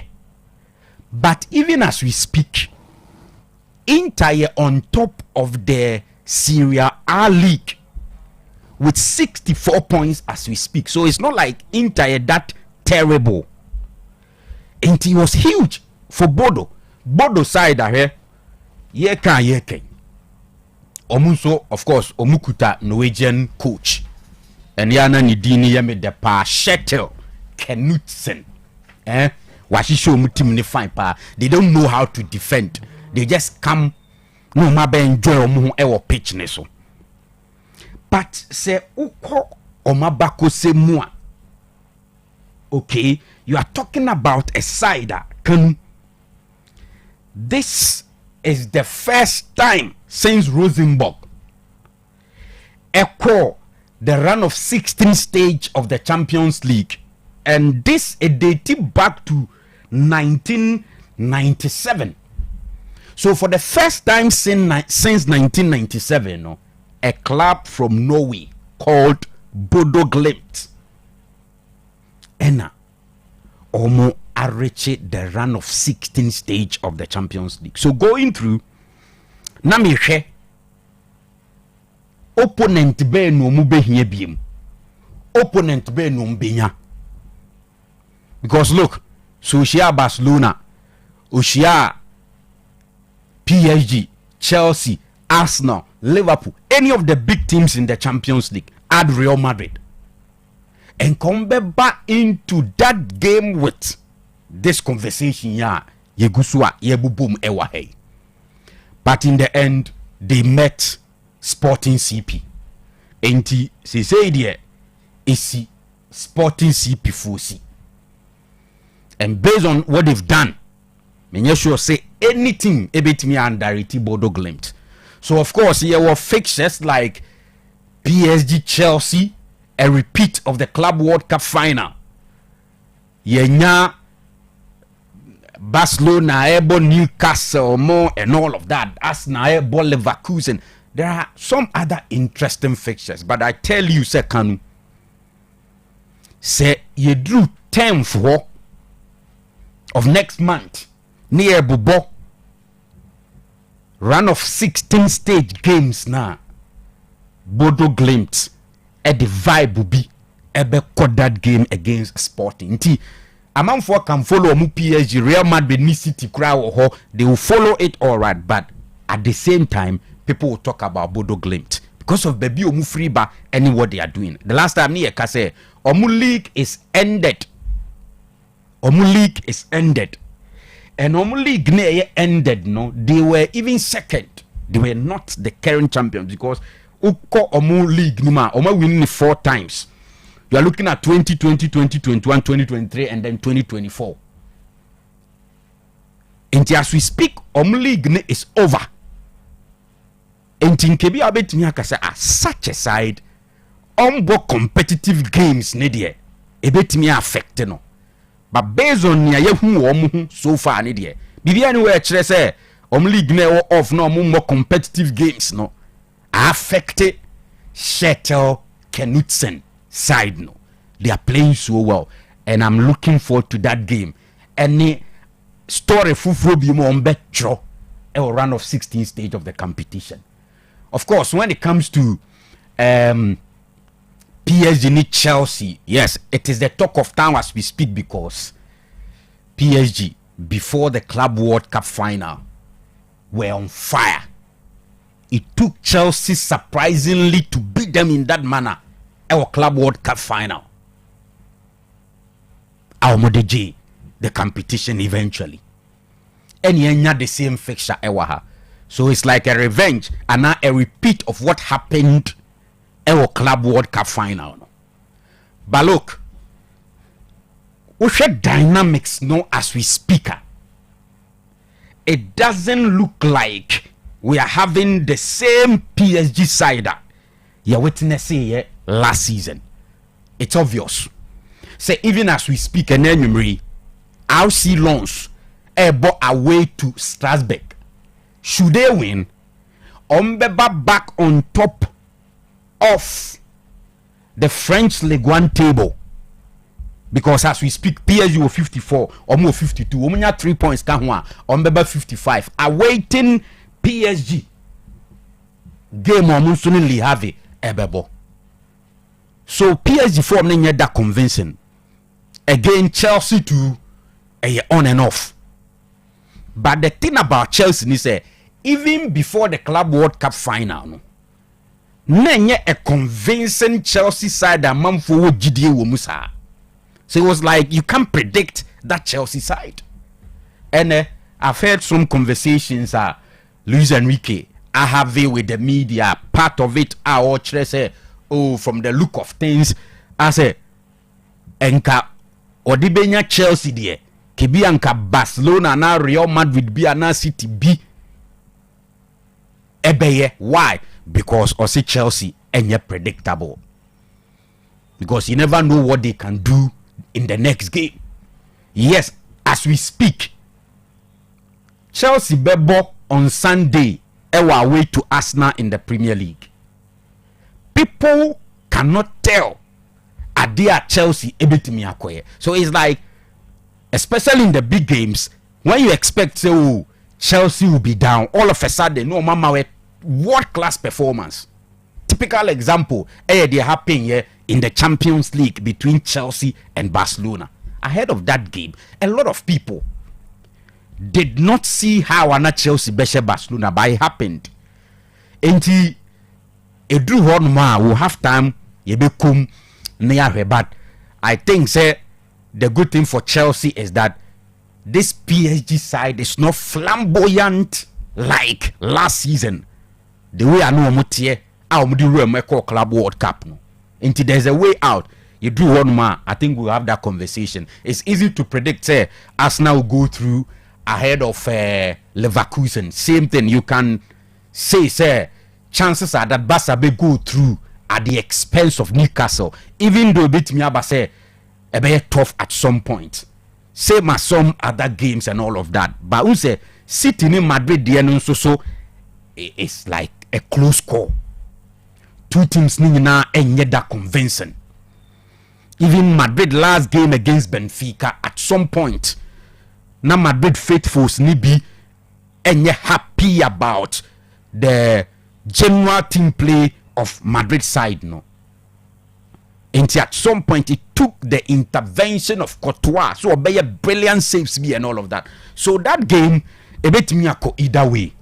Even though if you look at history now here Madrid ni City encounters now, it will tell you say Madrid are winning more, but City is also a force to reckon with. Inti me sure say ubetimi don't say Sibuaka so Madrid will go through like that. Inti can we do one more? I think that yebe time na ya hwehwe nkomo bibribe mu. So when it comes to the league, well, I think say beyond the Premier League, it be a fixture man for Bekahun asem more has to do with Leverkusen, Dortmund, Bayern Munich happen this weekend in the Bundesliga. Now, if you look at the two teams, it is clear as we speak, Ubuntu say 8 points gap Eda Dortmund and Bayern Munich or that top no entem. I have always predicted say Bayern will win the Bundesliga. But especially last season, a good season for Dortmund. At some point, Niko Kovac be take over or more stable kakradi ko many more any dear room ewaha. They are trying, but it's like on and off. Even in the last game, our Champions League game against Atalanta, we saw a different Dortmund side altogether. After saying winning 2-0 away, the reverse fixture very disappointing. Is the reason why in the Yeka Champions League and if you look at two teams no encounters in recent times, I think say you still give Bayern that edge, even though it is an away game. They can draw, they can still lose and still be on top. When we say the city, no, and I think say that will be the only conversation. Inter ball at home, and it is expected say Chinano Inter ebe winning again to make sure say omu lead, you know. So ebe consolidated. And we are not expecting surprises via Scudetto, especially when you come to La Liga Nisea. Okay, two teams, no, Madrid ne Barcelona, any more fixtures are okay. So just like last season, you know, last week, sorry, Ebra na Madrid Kobo Osasuna no be ball a day before Barcelona be ball against Levante. And Madrid kolusu ye 2-1. And Barcelona winning ya. Amas say league table na sesa. Barcelona aba 61 right on top and Madrid aka 60. I don't know, it be a Champions League playoffs no mo boy anything. Madrid game no is on Monday. Okay. Against I think yeah, but Barcelona is playing against Villarreal. So chances are that two teams now will win. So the only thing is that Barcelona now win no against Villarreal Madrid Getafe. Madrid derby. Yes. Barca move extended lead, you know, awaiting the ABC on Monday. Okay. But generally the expectation is that you are likely to have 1 point gap now at the end of this weekend. So say the top liner in the Premier League, you know, there is on Sunday. It is Sunday in your bar. Sunday. And you be your time now. You be di but moving into the game, no, as a Chelsea money issues kakra because still Estevao enya available for this game because of fitness issues. Same as Kukurea or left back. So even center back no pair Chelsea fu ani je ho pa Wesley Fofana and Chaloba and Mpukura said that nye kuntan biasa happen, but and also happen because Wesley Fofana got the red card against Burnley there last time. And Chelsea a challenge ewo echire ho and na mehwe how Liam Rose Senior ebe arrange ho say Mimi Kofi Larbi. So the last game against Burnley, in the absence of Kuku, Obo, Malo Gusto, yeah, and a Reece James, a ball right back. A train way changes now. I think Jorel had to Musu Bem and all of that. Media and come the Reece James Mubeko partner Chaloba. Central defense. Yes. Now my Mama Lo Gusto born a right back. Now Jorel Hacho. A handle left ho min fin train be Caicedo, Enzo and then Kopama. The players fem mani yang ke femo in heaven ba mona ye pese Arsenal league ni ntino kan Kenya obe femi a player the hotel bench wo hona wonya bi mona say na de ni femi onimbo nchen de no mo oh zinia in heaven or ya de chemo why boy is you said you can back even Adarabio you ni left tuntum ni no ai body show so me pese coach ne Garnacho in this game. All right, Garnacho left wing, Pedro Neto right wing. So na wodi bia Joao Pedro bi so ho ejina animu ho in a typical 4-3-3 bisa no so ho into the Monday beba betre how Chelsea can survive in that game and how Arsenal also be surviving in that game, but it will be interesting, very interesting. Okay. Super Zona has not buried na there is a minim the right to welcome news at this state. Like ODK. ODK Ashanti Regional Vice Chairman Emma Athletics Association. Sir, Ashanti Regional Vice Chairman. Minim da. Oh really? Yeah, ODK. I can't do the Akagofi. I can't. Sir, any imagine maso. I want advice. Oh, okay. All right. The last see after Suzono na donatees ka we iska bi de ma. Mo. Oh, you can't have Kofi. This I spoke to him a while ago. Okay. And now mommy a bitter, very bitter report. On yet too happy. Oh. Nibu fupa. Oh. Nibu fupa and Gofi. A war on her bufu channel. A war like be a bufu channel. I was a bufu yet. A bufu be anyway. Maybe I walk Ramadan Muntino. Anyway. So imagine say like in last year, this year, or to medal trophies for the winning sites in Minu. Aside Mudianam one presenting special, and then medals, and then on the Abrofunomuje, your momo flower be, and to a bouquet of flower and so much, and then cash prizes. Okay. And I was selected individuals. If I were overall best athletes, boys and girls, or momo special trophy, flower, medal, and then cash prize, cash prizes for the overall best athletes, and then 100 meters need 200 meters winners, both boys and girls. I'm so special. PR 500 cedis each. Medal, a flower. Okay. What I say? And according to him, he was not recognized during the presentation. Oh, how is that possible? That be, and you see, I'm just say, can the Papa Mukra, Nipa no ya no ho. So on kraba be presentation. Absolutely. That's the best practice. Aye. He was not recognized. Omaji prize is not chairman krano, no recognition or whatsoever. And then yes, and even according to him, in one of the categories, cross on for more discretion, command different category 4x100 for. Oh, when you blow my money also on answer. There are lots of questions to be answered. So until you also on your beam.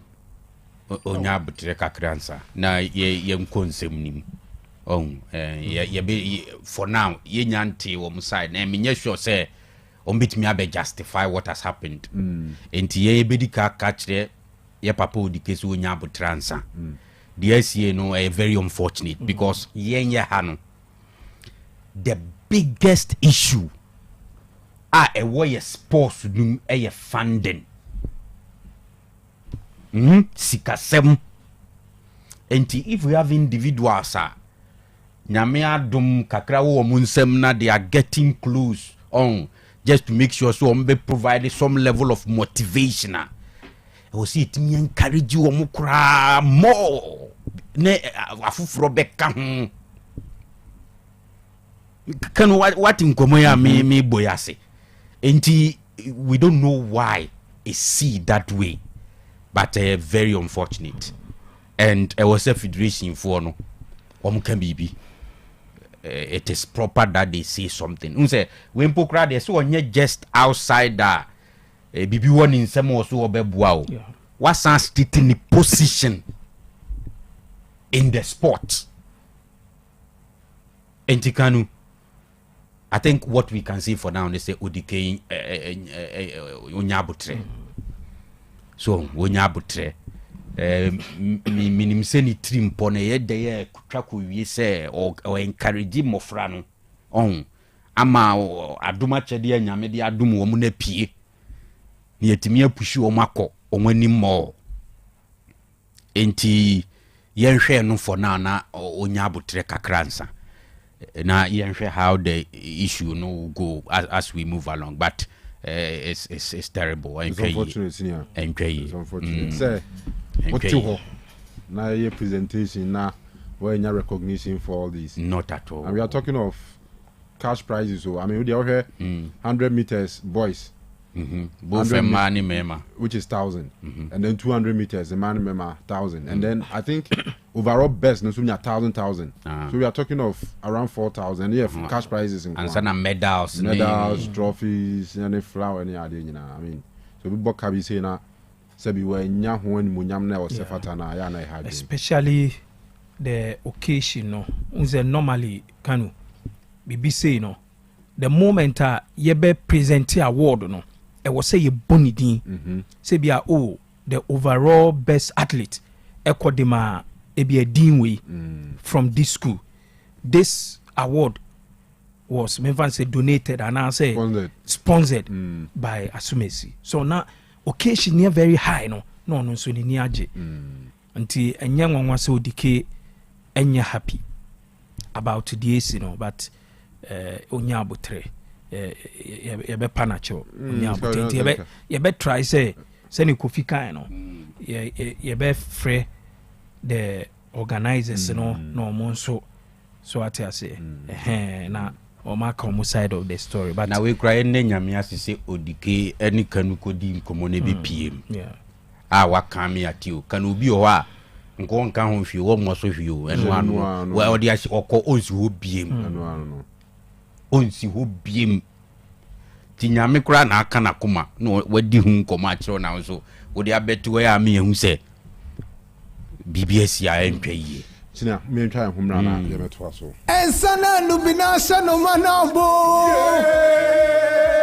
ensa ben no amuzu bitters wose amuzu bitters koyie mema ahwefo ne etiefo nyina kwa baba amuzu beverages enterprise na yedin se bia be fe no amuzu bitters aka atopa 5000 bitters we yen san edi nubna krojen how bie ni echiri yedi ahye na etiefo a omoteba me hodie duduo na beji amuzu co herbs ekoshe omade no made ibisu beji amuzu manpower herbs na ma konoa anaso na akoshe omunsa enne bakasa inuro mienu nyina bom atuni din amuzu bitters de koko hano so otwebi na ekwani de ose ni be masem ahoodin wo fom se otwa 2 tot 3 tot na ahoodin no epeja no enam damrama eni ododua ayedi aka amuzu bitters winti oba bi ose oni atenka be me bi a ose oni akonoma ne yire onya twabia sa atenka anasa akono no ebeni enam se de pepre eni hwintia edi afrenti abre insano ne pampana no ase ma utwabia enyi wanum enti se ukodwabo bi ase na opese oni so ebo ni so kakra amuzu bitters why ebo ni so ba enyi wanum amuzu bitters tot baako atopa bebre amuzu bitters obi a otiamia osi doctor ade chesme kuneko dua so a biye mutim anase constipation ewo me so onya amuzu bitters twa oye be sane kama obi te bu akohoma na so ye 7 favorite food a na ne kondo ne no matro otimi nidi onya amuzu bitters twa akotwetwa appetite na aba medre na wutimi ni no obedi akabone kama amuzu bitters eyensa ehwemu yie pa enam se innua na ye de afre ma hoodinti onomu a tipa bia ni akire se metwa amuzu bitters che manya hangover bibia se ni ho se manom amuzu bitters ma ade achi hunam ye me ya dabi innua na ye de ahyen sane nnua emma nipa hoodene ma insechi how setipaye uhubi insabrechi how se mimwai ha manya hangover no mi hubi we ya insa minya meka kudro so a minu akudro so a minu mu how bia ni akire de otiamia onu bitters bia mu a no da no se na twa amuzu bitters na yede beba Obebi otiemia owo menstrual pains. Obunisa obrepa no. Onom amuzu bitters. Amuzu bitters. Mesebo so mesua. Beko fitire kama. Insaya meka ho asem we nya dene. Ne buoso nya dene. Se dodo pa no petu dia. No aba santasi apampatia. Santasi apampatia. Na wa frɛ na my 0247 776743. 0247 77 67 43. Amuzu bitters. Ekoye. Hey, Opani. Mashusha wache. Se perfect series books here. Oma me koto obi ma me ma no. O wajajai. Abua wa mo se wo tumi kenkan kama. Wa kabrofo. Na nkontabu akura de ejajai. Wonderful. Mese Ghana for GAJ perfect series. Atumo no de jai. No de animdifo ene tire wa nwoma bia. Owo crèche, nursery, any KG, books bia bi. Ene owo science, creative arts, maths, RME, history, coloring, computing, OWAP, nina. Every basic 1, equals basic 6. English, every basic 1, equals junior high school. Ne bane combine so or nina bi. English nom, and maths nom. Me say, books be anywhere. Perfect series, any bi. Na GS, any naka, and so I'm approver. Into a batter pian koto be maneba. Hey, and that's a way dear. So could be crab to me a could chew a cotton. How many students who? Na, and no cradi. What tip one to say, she almost has a mock exams, terminal exams, and a midterm exams. At the master kuswa, a here one more. At to phone call put to a station wa. And crying down so mine. First up, and your mama beer, your tonto books beer. For 0243 2999 38 and a 0540 755 465. Perfect series. Your worst future is secured. Apomode mapadie enoane hepa plus mixture. Apomode mapadie enoane hepa plus mixture. Hey, Unia, Pavi, and the Black Smokes Mr. No, malaria dronana. Annie, say an answer. We beget the same wife, you know, you're tested positive. I am no. Says a cool malaria morning, you know. I'm in negative. Adia, 1 hour, Hepa plus mixture, and what do you swabber? I was our immune system, a strong debia. Anti Pavi, a support to immune system, no. Not plus smokes, no, so to malaria, no good. Malaria symptoms, at a say, at paye, I fear, one more tour, and 1 meranusa. Achakura 4 days, not Pavi, and the plasmox mixer, 1 nominal, and 2 malaria, and asakura. And yes, I dear doctor. For 0542 778572 and 0542 807907. My dear Grady Pa Pavi Plasmox and Hepa Plus Nina. A painful about or more manufo and Quadawa in Fidu Yunka or pharmacists and her bar shop. FDA Aje Jodin Kratwayatu. Akuma bitters. Watch Makoma. Akuma bitters. Nye chie. Ago NPP adishima mamincho kwanya obefa so a obetwia woto na buoma manyuko na gina ne naso ewo sikasemu ye wonyi mu nan metre 4 categories: bronze, silver, gold and platinum. Busumi bia bronze members ebetua 2 Ghana cedis, silver members 5 Ghana cedis, gold members 8 Ghana cedis and platinum members 10 Ghana cedis. Ebia won fasodia etechi metre benefits Nenitiano so yes simple. But star 920 star 270 hash. Aye, star 920 star 270 hash. Net them. Eye contembrantem. Emuda ho fine. Esanso ye convenient. NPP. Eshi rado.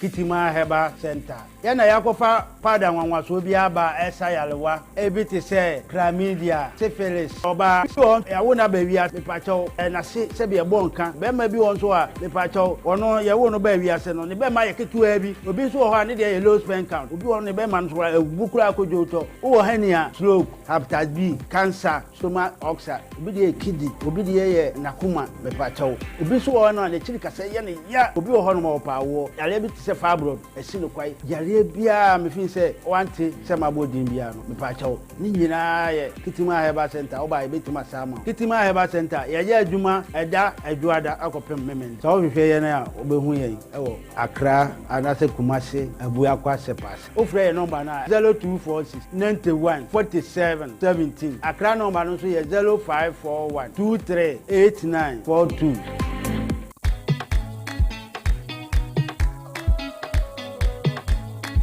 Jack, na mo di cat na se mo no de menua dada noa anu de mu twa mo kra and suffer for kra batown Jack boy enchiremu ankuna Bensia Company Limited and a din suffer for kra batown your friend no dia kubites oh yes and saying emu daoye ye du numra ani ahan and aye na numa it said the din hangover bieni ayema oba obunensa emaye bema ontimi nkosie nim bema ontimi nidi ane dia na poso ye ne ya and say Wunuma, no hangover at the phone say ya. And your man koda when you fear do watch it. Oba wa fefro, and it your man in banu for. So whoop dia kubitesa, ubenye biato, drinking sports in the bar beer. And now pedu do tour. Shisha Ankuna Bensia Company Limited. Yechida kwine. Oh, Kumasia inside. And answer Winnie ni Komo 0597 578800 and 0244 606495. And gratoi FDF Wajia to say ye. Dia kubites. Ebubaya sese.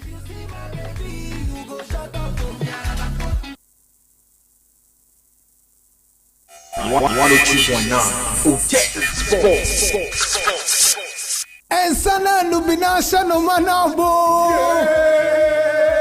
And some pain no. Amuzu bitters. What's it? Amuzu bitters. Amuzu bitters. Driver need it. So to sequence wa. Bibia betumi asi. Nunti na wasa wo motor insurance. Ayentem. Ema wo hotoso. Na enya wo mo wani tutu nka wonsam ahohiahia mu. Say comprehensive motor insurance, third party fire and theft, and a third party nkoa. Provident insurance ni wani daso. Every January kosi March. So wo insurance wo ye ho. Ana o renewa. Ye chawfu coupons. Ana branded souvenirs kama. En share kakra wo ho. Provident insurance branch bia. Ana ye agency outlets. Obetumi so ko license broker bia ho. Wo penchiremu bia. Fresh 050-937-4928. Ana ko providentgh.com. Kaisa wo yankronkro be here Ghana card. Ana dwumako so be here 10 number. Sene e nice nje share tie. With Provident, plan you're covered. Hey, Kojo, jina. Oh, mina ada idi asem. Asobites na da oduma me no. Chale eja wom ensane ye kama rough. Hey, masa wonim say ye the masters in the game. Enti enyansa pasa dia ye friend ni agrokra. Asobites ma Bobby ni mo say yes. Papa. Hey, Kojo, also be test asem na okay. Menuma mitibi didi na medidi me yire kwaji medi because menuma enyimanum ma no sound man. Nanso also be test there e damu stronko. Also be test ye de nubna ne dia ye. Onoma otin pai wo wonya obasa da enyimanum e ma hoden bibia be ko sei boko e be so chan. Na minya ba ko mfanye made enimre. Dabi kopebi neto kopewito na menya bi wanyi na ato drinking sport to bia ubenya asobites open tremu anawase obese otuton a tafoma 7 opposite adishie ye na face no am D sport ewe busu crew 0244 213185 and 0246 309115 asobites wonuma unya hoden ekoye bibia so say chai. Otec 102.9 FM, the pride of Ashanti.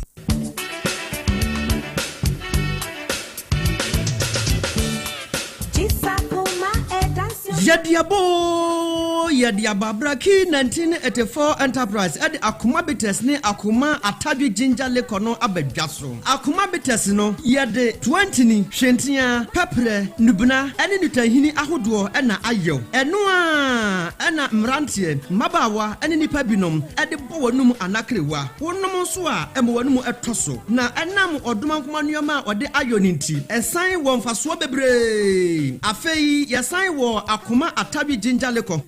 ano de kewo jejejejejejejejan eye power enam atadwe ene akekaduro ninti se wotwa bia ma wogina wona so peme di wakongosam ememam enti wedie nunum bi bubo bi na wo ho ensepew bitasi ubenya bi wo Ghana fana ba bia telephone 0249 671 984 akuma bites ne akuma atadwe ginjaleko ekoyo na edadin so Kama mikabi enko CV, kama mikabi enko CV. 102.9 Otec Sports.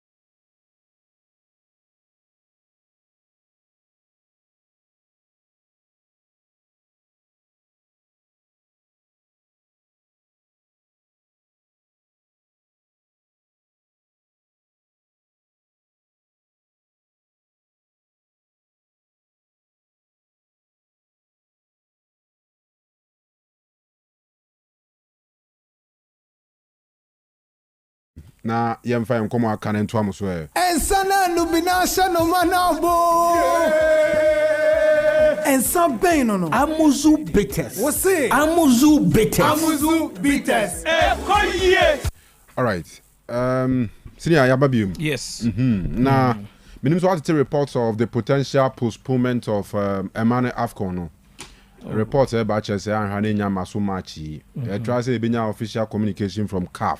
Okay. But Bibia Samai, but top African journalists, you know, air report to say, more close information at Chese Afcon no, Emma, and our Afcon, yeah. I bet call around August. That means after World Cup, no? Sure. Yes, sure. may I say somewhere earlier this month, yeah, report to be by some Morocco for no officially or more track or CAF. Sebe a CAF ebe postpone WAFCON no. And the key reason and say was this year World Cup year. And Morocco for no episode omo bo omo league no. Omo wie omo league no on time. So that omo benya focus e dia prepare omo national team no. And time in na ye be bo Emane Afcon which is the WAFCON no. was so postpone omu league no nti so omu postpone league na ne ebo wafcon ni wi a omu ntimi wie omu league no ansa na world cup no ayede akoso menim say wote ase a nti to prevent that no was so omu postpone no ye first reason. Second one and say the last world cup no ye nyina hu mode mo Morocco ekoboy. I mean omuti African for the first time you hu an African country are all called to the semi-final. And omu person omu better omu performance in this time. So mbetimi a better so was omu prepare omunya good preparation into also omunya early preparation for the World Cup. Na ma AFCON in Mema World Cup here. Yes. Relationship between the woman abetumi affect senior national team preparation. Yeah, say omo host to AFCON now. Of course the FA no e be a key stakeholder. I was say FA no attention echo a man AFCON no. Okay. At the same time say national team no prepare for World Cup and so I was say FA no attention echo so entimi mase bia ye bo AFCON say omo host to tournament because of the standards oma set out on person moma a perfect tournament and it say FA no attention wa ha FA no attention wa ha omo hu ni say no so emwa omo preparation because the World Cup no eye key at the moment and it say you betimi postpone a man WAFCON no after World Cup na and why not say you be postpone if that is one more reason there and to some extent and the CAF and the African because I'm told that since almost started say almost year host to be countries be show interest but still a CAF insist say Morocco na host to you say the obsession of CAF any Morocco near the Bibia Morocco no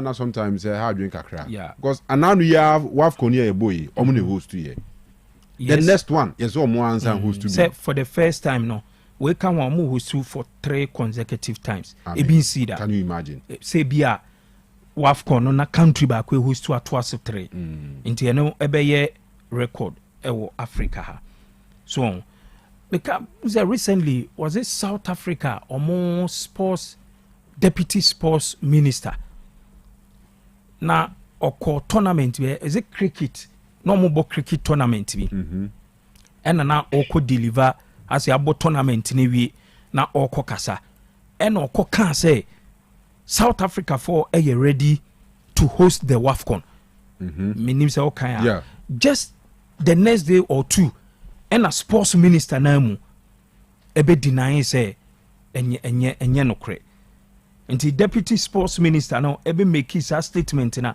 the next day and ansem for ekobusa the main minister me kai pa na a friend of South Africa deputy minister of sports art and culture ne dini mafu or so ono ne make his statement no so the next day and the main minister no ebe deny say enye no kre nti and also by and say no kind some of the countries you know are ready say omube host to the tournament but minim as a CAF I believe we say tournament you know I will say host to no your friends say Morocco and due to about 2 or 3 reasons Morocco epe say omugina so e di postpone tournament na me de amount no because they say we hwe omu league na we say Morocco omu ye 16 clubs it means omobebo 30 matches and 30 matches you know afena do abo kese abo 13 games Raja Casablanca any lady wabo 13 matches with that work of Morocco abo 9 games because of omo involvement or continental matches you know omo 23 and a Maghreb the first and so ewo 23 and can you just imagine say out of 30 games you know about just 13 a chance say matches wo hono e doso and because of that omo pese omo bo league ni wie ansana omo World Cup e say we ha weekend yi and omo bebo week 14 weekend ya omo bebo week 14 na midweek omo abo outstanding games unzo omo clubs no omo bo Africa no omo outstanding games omo bebo nti matches be bro omo mondru half cry and from the look of things it was so omo bo wie before the World Cup so ama omo calendar no aye very very tight na mpese me hwe e man no so wafco no data omo start 17th match 17th match and omo start nti enu no can you imagine say maybe a Ghana hana minim na ye bo wafco ne say bo ye league uze basakra facilities ni bi ebe ya affected because ye bo wafco na definitely ye bebo bi wo baba yara ye bebo bi wo Accra ye bebo bi wo Legon and these are venues ye bo Ghana Premier League games nti ebe ye den say ye bo tournament ne say bo league said they make an notice nti because of omo league nti and two omo World Cup preparation and na omo pese ye postpone tournament but a likely say tournament no kanu one hwe omo betimi a postpone e dia mom okay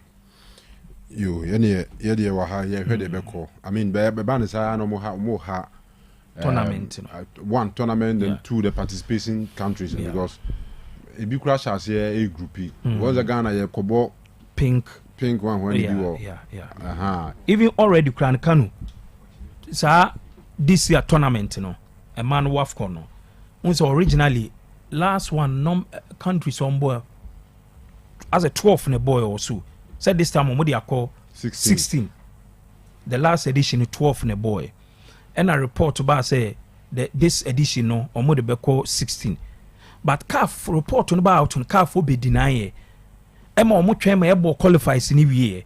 Some big countries and to me unqualify. Say Egypt in a year or more. And I think it's Cote d'Ivoire so. And CAF who said some of the big countries, and to me unqualify, after qualifies, and now Omo expand teams, at the course 16.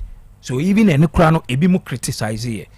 And then this one and so report of say ye be postpone tournament and I think a basa a man for that criticism say cafe nye serious ye tournaments na ebono ebu had the controversy say ba na endorse but for me reasons are Morocco for so edema for me a very good at the moment until the best way is a South Africans who facilities yemfa mo na omo host tournament simple all right ye nwura yensem ni mu kakra Morocco for ya nso na host to under 17 Cup of Nations. Okay. Morocco for ya and also under 17 Cup of Nations. Yeah, okay. Dr. Prosperity Ogun prepared. Okay. Yeah, ko Morocco ho. I think April ya. Oh, okay. Aye. Intinade na man the omo person omo kiki enu free or but under 17 the ombe host as much as we agree say load na wo omo no ye too much 25th April to 15th May yes and we under 17 mema no oh the same Morocco Ghana bebo bi bebo bi na Dr. Prosperity Ogun prepare qualify no so almost more fine power more preparations in yeah. Zone 3 teams by 5 for match top teams pa and do I beka omo asem omo team manager no ye be man credit pa be bonidi uni matata under 17 omo management committee chairman so uni matata ebia me hu na ni dia me di matata very serious pa very very serious pa best Dr. Ogun akoma management committee chairman oh say Kofi Bo Dr. Ogun no na was one so e bonidi okay so why ya dia pa we dey be ba ka there is ana wache onche ho sir Black Queens about pink cap sha se ochna Ghana and Hong Kong and about first match with the UAE head coach of the Black Queens and assistant coach of the Black Stars Ura Kimlas Bioke Green Wakasa head of Ochina match no. I watched them like 4 or 5 games. They have probably played some more games in the past, but we know them pretty well, I would say, from the videos. I haven't seen them live.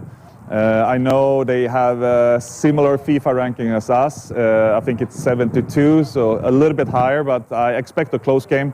I've been working in Asia.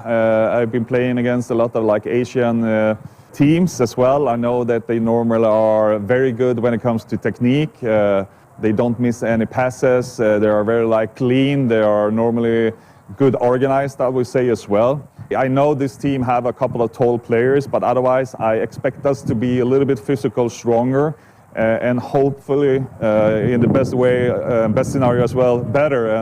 And we're going to do everything to win it, even if I know it's a friendly game. I hope and expect us to win. Okay, I know you're head coach of the Black Queens near Tining County. Ghana, you can see me and say, boy, Dikano.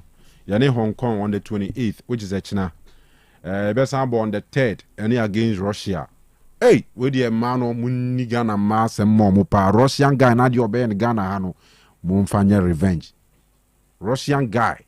Moi, Moses, my fifth ma, Russian guy about Krum had your multi-qua between form rough. And a Ghana and Russia ball, ma ball. And Timano, Mun kum young kum mano, and Tokamomo, our football match. Because Russian guy had your band crew money dear. Yamian Ukraine, many and Yahukra. Ghana and Tanzania, Superborn, Yamiadma on 6th March. 6th March now, OBB, Akuma beaters for children, Namubo. Okay, so be an Indiano.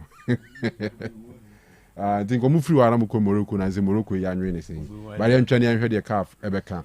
Now, Yadasu, but I was a Zubiwa, oh, my warning, oh, yeah, you was a Russian guy at TSC Camp. Would a man, boy, a body near Mara. That's I'm just looking at Cochinaba. There was say Kushia ambassador no Trese Mumran, a bros, extradition, no man, okay. By Emran, your forms will beat my barber extradited here this year free hako. So as I say. Say yes, we Emran. Okay. Say be an enemy adumna or buy or enjoy. No was a tour for her beam near Sonny Padia. Now, one but to go cry with me. All right. Honorable Kofi Adams, sports minister, Kushia committee, Emma Chese, Koki Kansem wo e bi ne say Ghana sika ye de kwa koboy ho bra e wo work. In fact, sika ye be yusu e de abo preparatory games akọ World Cup no. See about friendly matches Makumako and 9 na who can impo at saying Honorable Kofi Adams. We have what we call the pre-tournament stage. Before you move to the FIFA camp, you would be engaged in some activities, including friendly matches that you would organize. And so the pre-tournament, per the estimates, we are utilizing $1.230465 million converted to cedis is 13,063,723.90 cedis. This will finance the friendly matches. We have planned to have 4 of such matches. In March, we will have 2. On the 27th, we'll be playing Austria. And on the 30th, we'll play Germany. We are in negotiations with Wales to also play against their national team. And then we will have another one again. All right, so Honorable Kofi Adams, Sports and Recreation Minister, Yetenin Kano. That's where you Black Stars ni munsem. Assistant coach Emma Black Stars. Uru and the jumping still. Hey, John. Shas ye mfa pressure bi ama wo. One hour we invite pressure no. Also share experience Ghana enya. You call 2006 your track group stage. 2010 you call quarter finals. The mrena so say Ghana you be call semi finals. Ni call final. Yente John. Oh, to get to the highest level, because when it comes to World Cup, now Ghana is experienced. We've been to round of 16 to 2006, quarter final 2010. So coming this time, I believe that we have experience enough to be in the semi to final. So expectation is very, very high, and I can't wait to see how things will go on our side. And then I believe that, like I always keep saying, we want all our players to be fit so that they'll be ready for the call-up.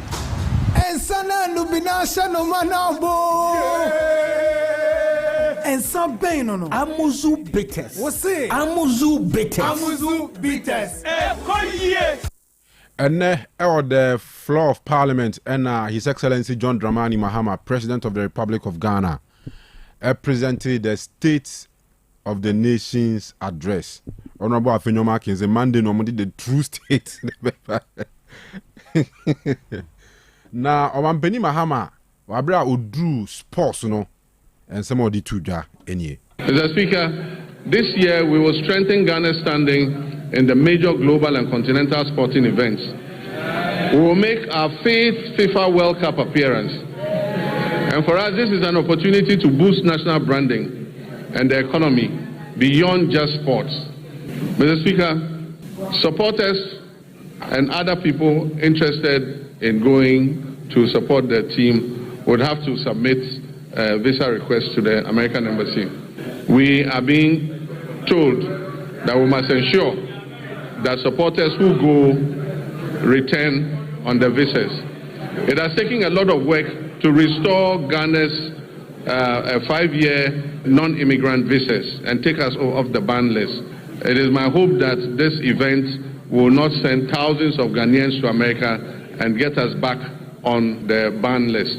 Mr. Speaker, the Black Queens will compete at the 2026 African Cup of Nations, Women's African Cup of Nations, building on their bronze medal finish in Morocco.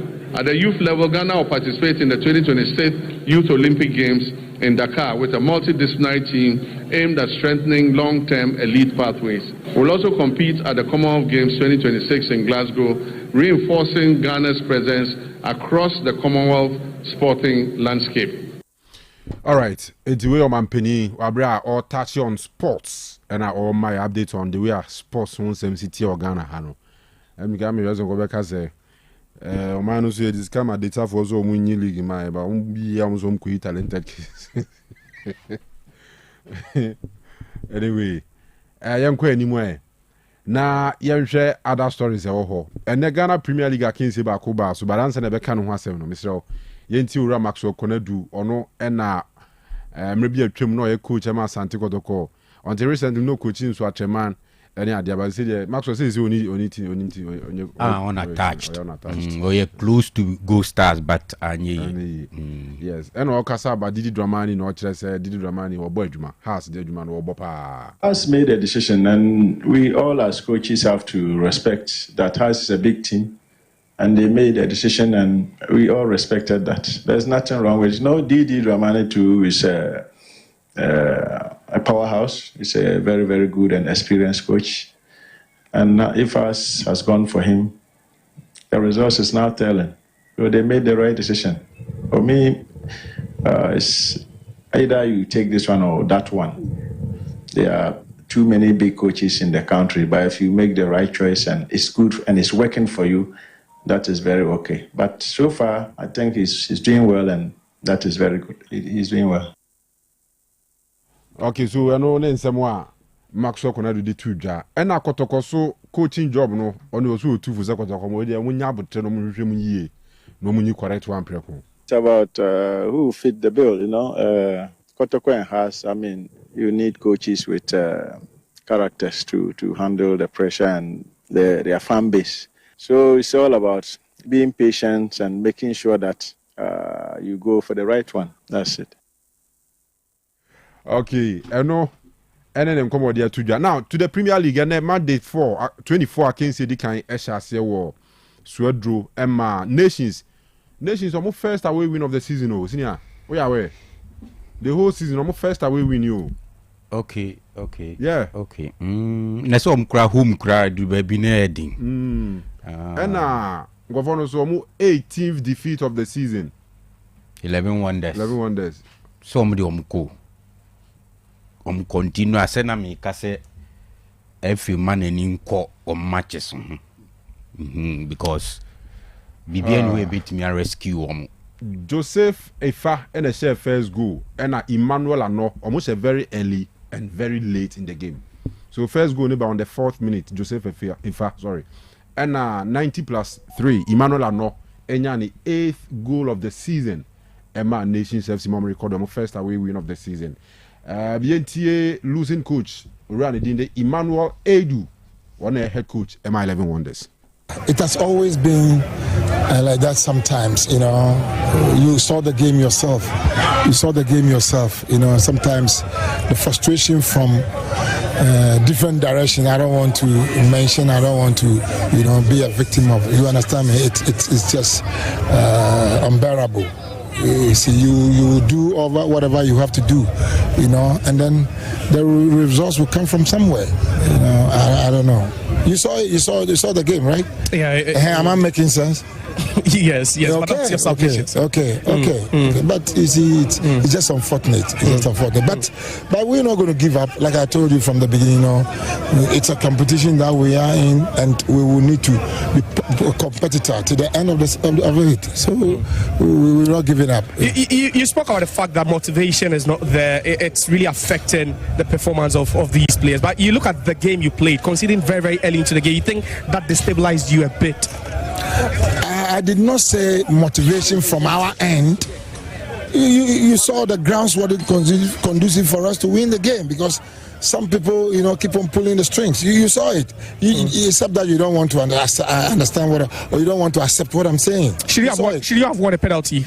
Okay, now you are telling me, isn't it? I'm asking, should you have won a penalty? Yes, of course. You think you should? Yeah, we should. Yeah.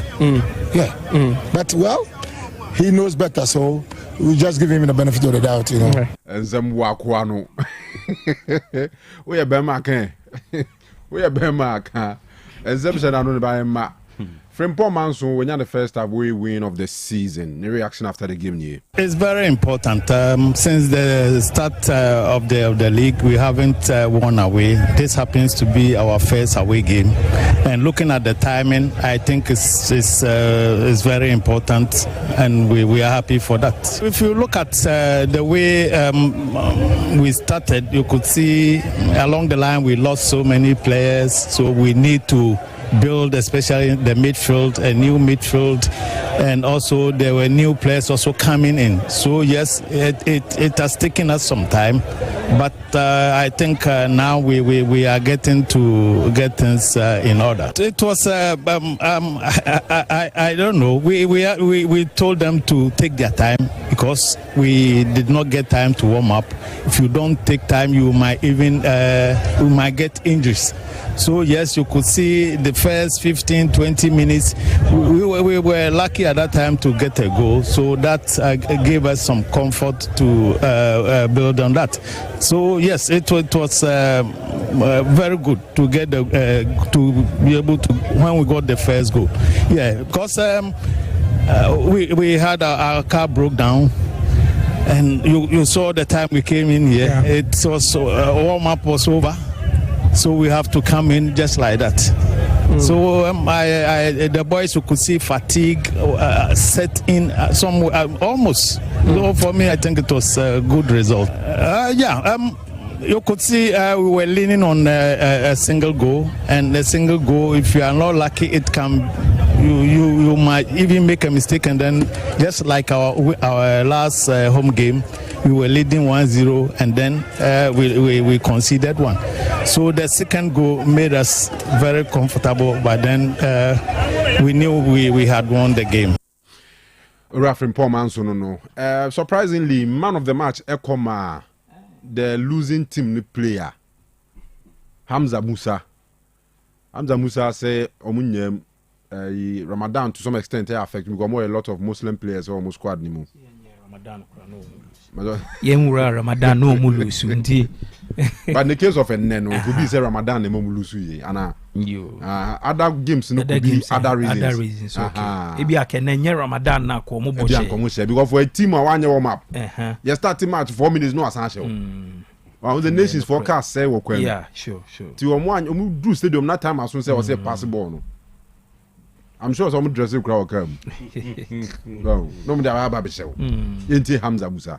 Game ni hard name game ni appearance and eba appearance and eba pa the coach chese nyene no an eba unfortunately no ne man anko yi amaye na o share then a ham e game no then a ham game am be because me who preparations no mo warm up bibia wo spot on then a ham ne man kitin bi ana muslim for so wo so ne I fasting so na fasting so on say no dey ultimate ne opponent ne nyepe so me minimum side ne dey buy fasting so bit my fasting so kan na o share baby amode ya o gidi sense say ya relegate mu na say mo be ko so akomuni me engine decide game no dey nyanwe they are intimate decide say then as a player and the watch man of the match performance good then I'll share what say when ye bit me about team amun ko relegation the yan say be focus na the coach be kan ya tie eno ano tie ba match bia make sure say ba be fa 3 point na say ba be pelus ensana lubina shano manabo and some pain no Amuzu bitters. What's it? Amuzu bitters. All right. About 9:43. Afide yankwa anymore. Na can we there asema play and kind no. No say me check BBC. Na you set the record straight. Say they make out here. Say Kofi. There na o de me hu de wa there na o de be hu so obi e kremoni me fan say unnim nipa kro we hia no one no aka there na o de be hu dengi se bia ne kasa obi na no so kasa na se bia ana me fan say ni din hu say ye wo bi wo na sa sport na mo maso no because okay we me fan say din tribal max yes adia basically no tribal max sa point in a black sport religious mark okay remember say basically kanu ushi obi a ade one ne kasa ade a odi be determine and also odi be conclude so e mo say eye ne din na ekese din na ekese do ye wo obi o Chris oye okra non Islamic name but oye Muslim ebi anipa ne revert ana meboa ye wo bebre wo ho even ye league kra keeper yi kotoko the one max or time one e confusion by one Anan Felix Anan Kwame ba nso ye Muslim se kwesi nyantechi kra nso ye Muslim kwesi nyantechi nso ye Muslim so say I say Jet Spence Tottenham for football yes and team fan say 11 wonders for say the din and a determine say e bia omo players no omo ye Muslims a me hwe mu no emu miensa ne kura Muslim names say ye omo one boy a friend no Isa Ahmed Isa Ahmed o de fan say yemfa din ne hwe e betimi aba say nipa kura kremodin but onye kremoni ba o de yemfa din ne hwe omo Isa Ahmed o start here ena omusa wo boy Isa Muhammad Musa okay we Isa Muhammad nti 2 no ena Musa Hamza very good nti out of 11 players no 3 any kura Islamic names 3 the doors on senior ena yenko nation side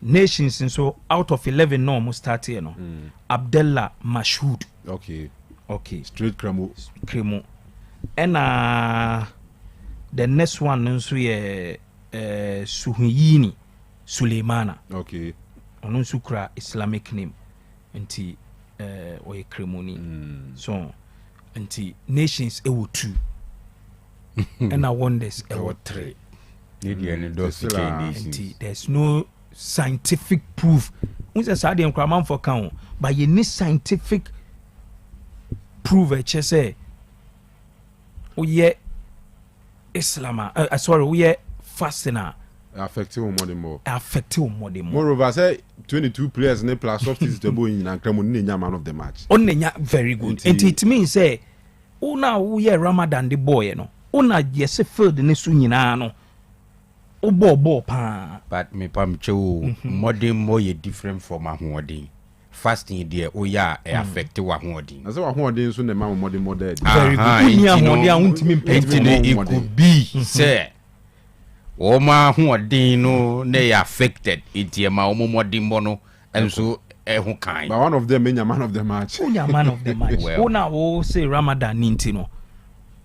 And I'm going to say man of the match. And more three. And I will move two. Nti Ramadan. Ramadan say be a show. Aston Villa. Either from right. You be pon Wolves show. Yeah. Wolves for nya ayi. Tuntum for bebre nya kramofo ni bia. Meboa. Wolves for no. Maza. Yeah. 88 minutes. That's why I say Maza. Yeah, Ramadan. That's why I say now you ni ifo yi. Ye ne soccer intellectual fo yi. Ena omo coach ba ko. Catch omo na enipa ba ko te. Na catch omo kan fan dem krofo yi omo aye fasting nti omo nya ball na omo fa into America. So omo ni say the team no Muslims won be pray. Ti omo nya ball no omo fa into America ye bebre. Ave ye wi omo mom na ete so.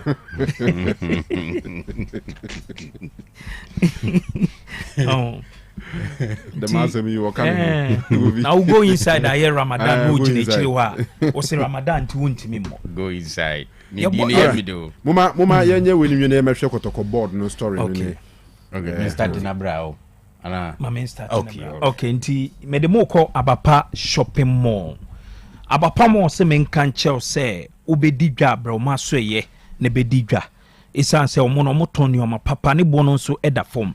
Ope phone, ope laptop, ope fan, ope TV, ope air condition, ope nioma udibe sisi o kitchen se blenders yi na fe nioma ebe boama onuane nuamu aye simple edi ama ope ntade sanso ena enkonwa empa wardrobe ena ope a eye Abapa shopping mall omusa wo Abapa portable washing machine ni bi ne bo no eda form ukra 399 Ghana cedis a ubenya Abapa portable washing machine ni bi jibi kofie na onioma ye fia eno ena odibesi na e kama bebi awo bia no se oto Abapa portable washing machine na omo ebe ni free delivery e di amount empo usika sem e wo forma ode frɛ Abapa mofo na ade bia wo pe bia no ode ka che omo se bia me pe phone me pe laptop ni tua ne nkakra utua wi a bebi awo bia no omo e de bebre we unya bi obi bia agi se Abapa shopping mall o hwe omo a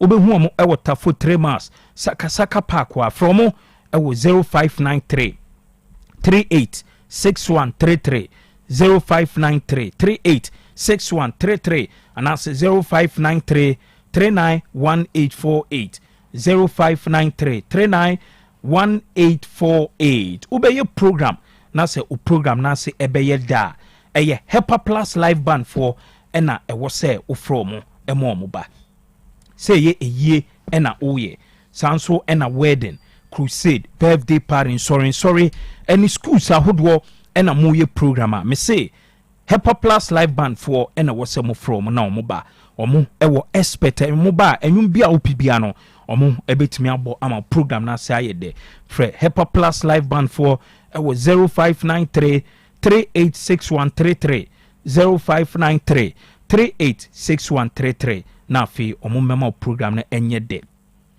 enwachi me kamfo sister spices e de amount mo amuye nuane ton e wo kroma no munyu so sister spices na mumfanye mu nuane wobon se woduane no chese eni hwam na na se pampan no kra no ebetwe customers e de abrew sister spices there udie aduane a ema woduane ne eye de woduane no nso eye hwam omo flavors ahodo goat flavor ewo ho omo fish flavor omo chicken flavor sanso ena steel flavor ena beef flavor nyina no obetimi atobi na odi aye woduane me pacha ope duduo etu aton a kumasia obenye biato ewo edum pampaso PZ Roman Hill Swami Market ena fe Bantama Market ho nyina no obenya duduo na ato Accra nso fa woni HCMB ena fe okaishi ubenya sister spices ni biato from 0243 535025 0243 535025 and that's 0279 140940 0279 0940 Primwash esmen kanche say eba ne laundry and a cleaning services are chroma de Primwash for a number 1 omo services no omo ye dry cleaning service sanso and a home cleaning service omo ye laundry materials nso omo tuntom ye bia okra wo bie laundry na open nyoma a odube si anase de odube si nyoma no ama nyoma na ayehwam aye kama uhu Primwash for a ubenye bi sanso ene ne ufie ena opeso omo ba ho ebe clean wo ebe sisi ho ema efie no ayehwam efie no kama odi ko Primwash for bia uko program u suit opese usi ye sima na ye dryer me pa cho ko Primwash omo ebe ye dry cleaning kama edi ama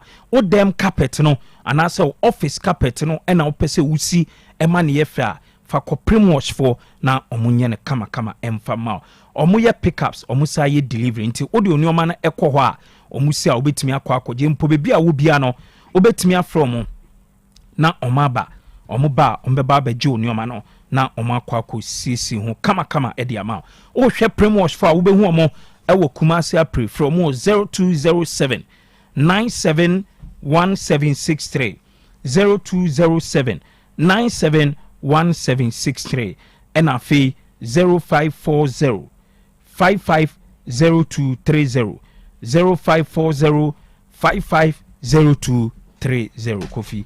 Okay, enti sadia na yetwaso ewo Samaritan Villa Resort and Conference Center.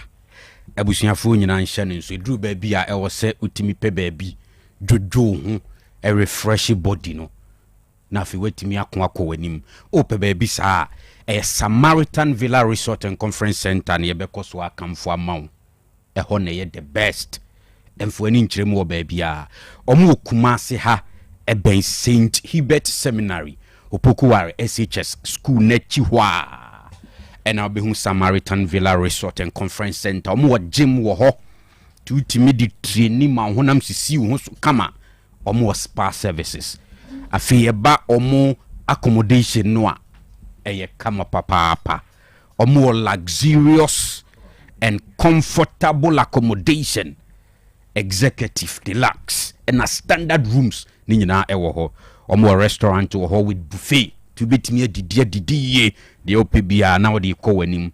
Afi conference ho I'll be to me a GDI programs a who do meeting be seminar bia na chese wayen wo hoboko sanso eno mo compound so a chese ubetimi abeje the wedding reception and a birthday party ni nyina no Samaritan Villa Resort and Conference Center e bi mami nsisu se opo mechira kwan Kumasi St. Hubert Seminary Opokuware SHS Echiwa and Abehu Samaritan Villa Resort and Conference Center and Kome Wumbia no to boase na fre 0596 912684 0596 912684 and 0322 495180 Samaritan Villa Resort and Conference Center obedudo hu amani pedue na gina so kama and what his properties ejina ho de ma say a ban of management of properties and hun to tuye se o ton se o ta omo ani dimakotene a o madwuma so ani omo track record e muda ho enti omo nye na adafo e de his properties but o wasi fie bi awie na pese o ton a o de hye omo nso mbegine maton de ama o asase bi o pese o ton the his properties for begine maton de ama kama o fie bi wo dan bi apese o de ma han fa hye omo nsa omo abepu bi amna beji boko ebia na wonso opifia to opifia han o pasase ato ni nyina obefre the his properties o madwuma so ani pa o pese utubo ho ewo site anase fie nso ani nyina no ombeye de ama kama Freddy Hayes Properties for CC. A number is 0249 840 110 and 0244 949401. The Hayes Properties are say reliable, trusted and professional. If you need sadia na ye call the fearsome 3 as ye Ebenech Heba Consult and a Dehepa Plus Pavi and a Plasmos Noaba. Dr. Eben and a dear Duyabe Dum Ghana Mini Viasia Fane Chese. Etu nyare wase ye de boy ho ban soronko eboa ma da bia nipadua ni gina yie nti ntwen nyare ansa no anom Hepa Plus Pavi ana Plasmos mixture wo ho ena capsules e wo ho nti diabetes tete wanom bi hypertension obi a waye kese abruso malaria how typhoid how honam tatutu afi oba ne bema bia wuni atenka wo mpam eye de fearsome 3 eno na beboa wo titru mema no a eya mo kompam enche ne mayemre no eno anse wanom Hepa Plus Pavi ena Plasmos wi adikodu ba ko mienu bi ka ho da bebo adwuma ne kama de amount so infections awodo nyina etu ase ti de obeya ne se pharmacy shop bi e ben wana herbal shop bi e ben obi awdu wa no akobisa se ope eduna ye bone mrane the fearsome 3 no ho ubenya bi no age na ode ko Hepa Plus Pavi ena Plasmos Mr. se ope dodo a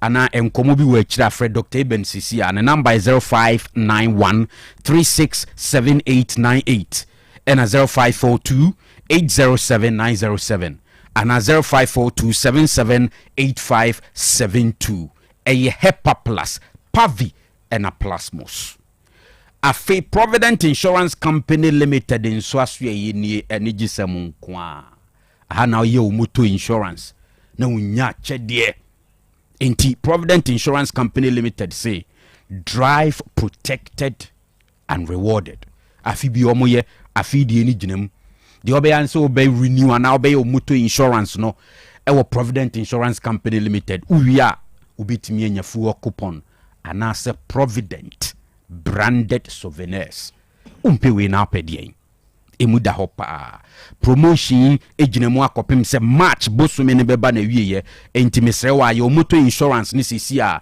ewo Provident Insurance Company Limited na wa ye ode dada ewu a sa ye renew ane wo hono a na corporate client fu ni nyina tin number ena muhia ena afi ankrankre ukuta Ghana card awokwa na chese omo ye bibia ntentem so di amount na enigisem ni se oye motor insurance no Provident Insurance aso ya bibia ba na okọ claim payment a enye kone brasem no debi intentem no ma process bibia e di amount na chese ona okọ wani mu no enti say comprehensive say third party fire anase theft and a third party only motor insurance yeni nyina wo Provident Insurance Company Limited aso ye na ho beto branches no enye na Asante Mampon eye cooperative wa afin Koko station wa ha mu DVL Kumasi ubi hu omo ena Patasi Bradaman Sport ubi hu Provident Insurance Company Limited wo boase afo ni chirim ewo stadium kwan no so afin Kumasi nhia so omo ne Car Bank eni di hwe ani mu airport he ya nso omo eni DVL di hwe ani mu ena Swame nso omo ben decoration ho no mo a free numbers we na one Provident Insurance Company Limited and Monkomo Edikan 0547 425 971 and a 0501 409 087 and a 0200 234 806 Provident Insurance Company Limited or say man you are covered afi diakubites elda so ho de man diakubites nko na ono mo utimi faso eko tournament eko enjoy ho amamfo anom diakubites enya akwanya akọ Morocco akọhwe AFCON akwanya fufuro da so da ho ubetimi akọ USA no akọhwe FIFA World Cup 2026 wabra onam diakubites eso ankonam Brainsua Company Limited ewo Kumasi ahensan ena chese o magina mu ho aye diakubites naba hangover ni achi onuma obia ntinka bi wanum se wanom sa afi mema ne de emamu ye pampe wompem bo adwuma kama pepre wom akikaduro wom mahogany wom enti eboa pa ye nipadua no ho adwuma onuma na de diako ne tunyare wanketinketi ase yi amama ni firi nipadua mu ukompemu anu adi nkunim eye diakubites na obia di diako yare mu bibie mu eye diakubites na mum hyene nso se onimfie dunwotwe a enye ma oba wafa afuro ana oba kwada foforo daw nan so enye ma ne mo se upe bia okọ drinking sport bia mu abenya bi ba bia ben bia no agye de na okọ wanim ope dodo afre 0244606495 and 0597578800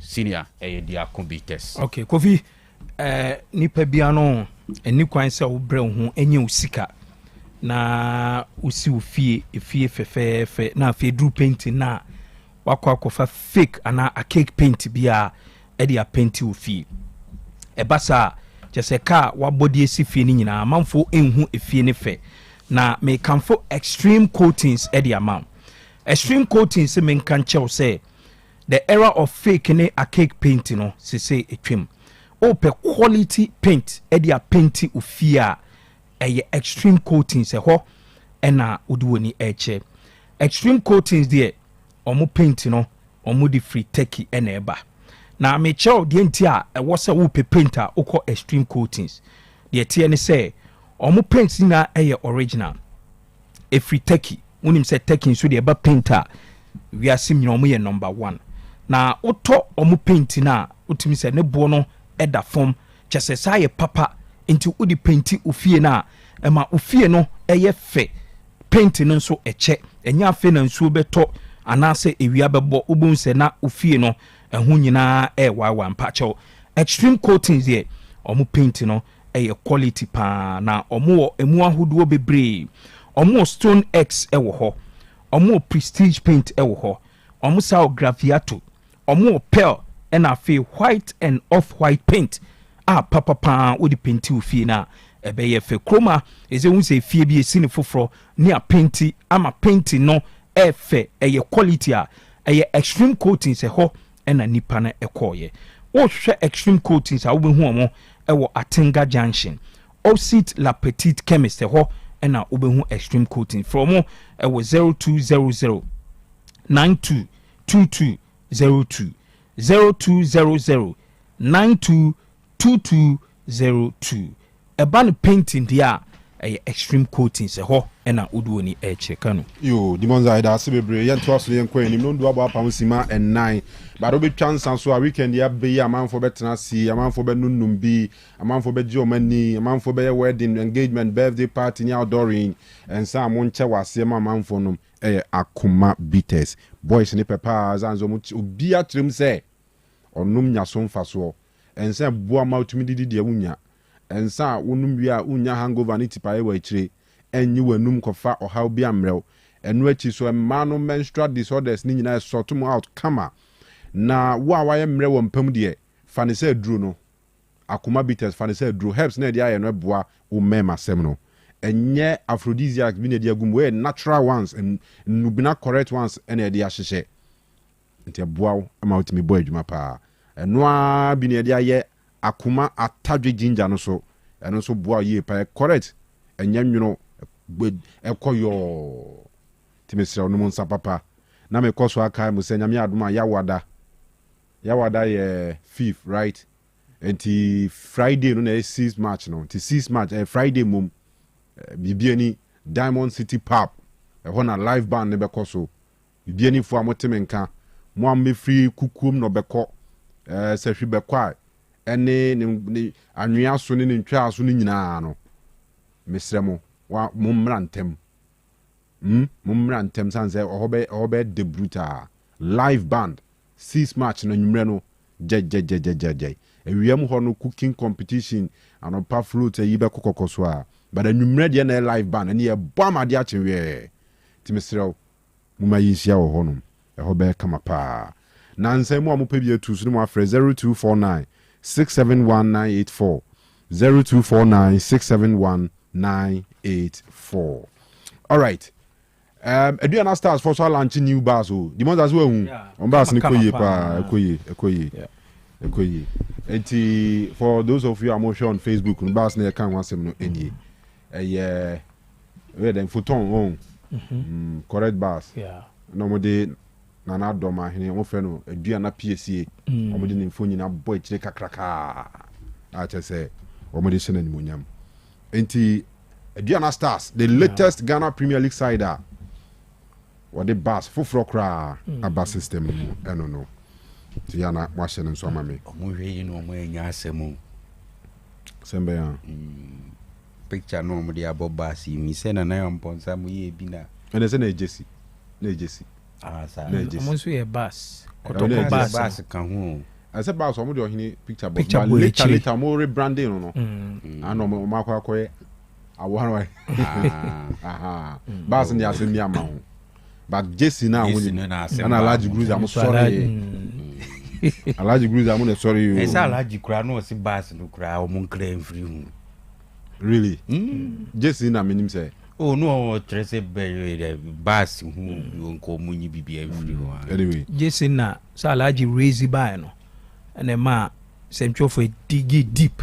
And it comes even against FIFA kra some regulations be ne yeah, all right. Eti got to call board no so nanwumre na manhia krata chief of staff opening Kofi Badu nsa hyase ba bonten say o mate board art say o mudi nipa miensa na atie minim say o me ade up right got 3 dey ana o say o sha minimum number no cra it can it me 2 cra depending on the nature of the organization. The 3 no is in line. Okay.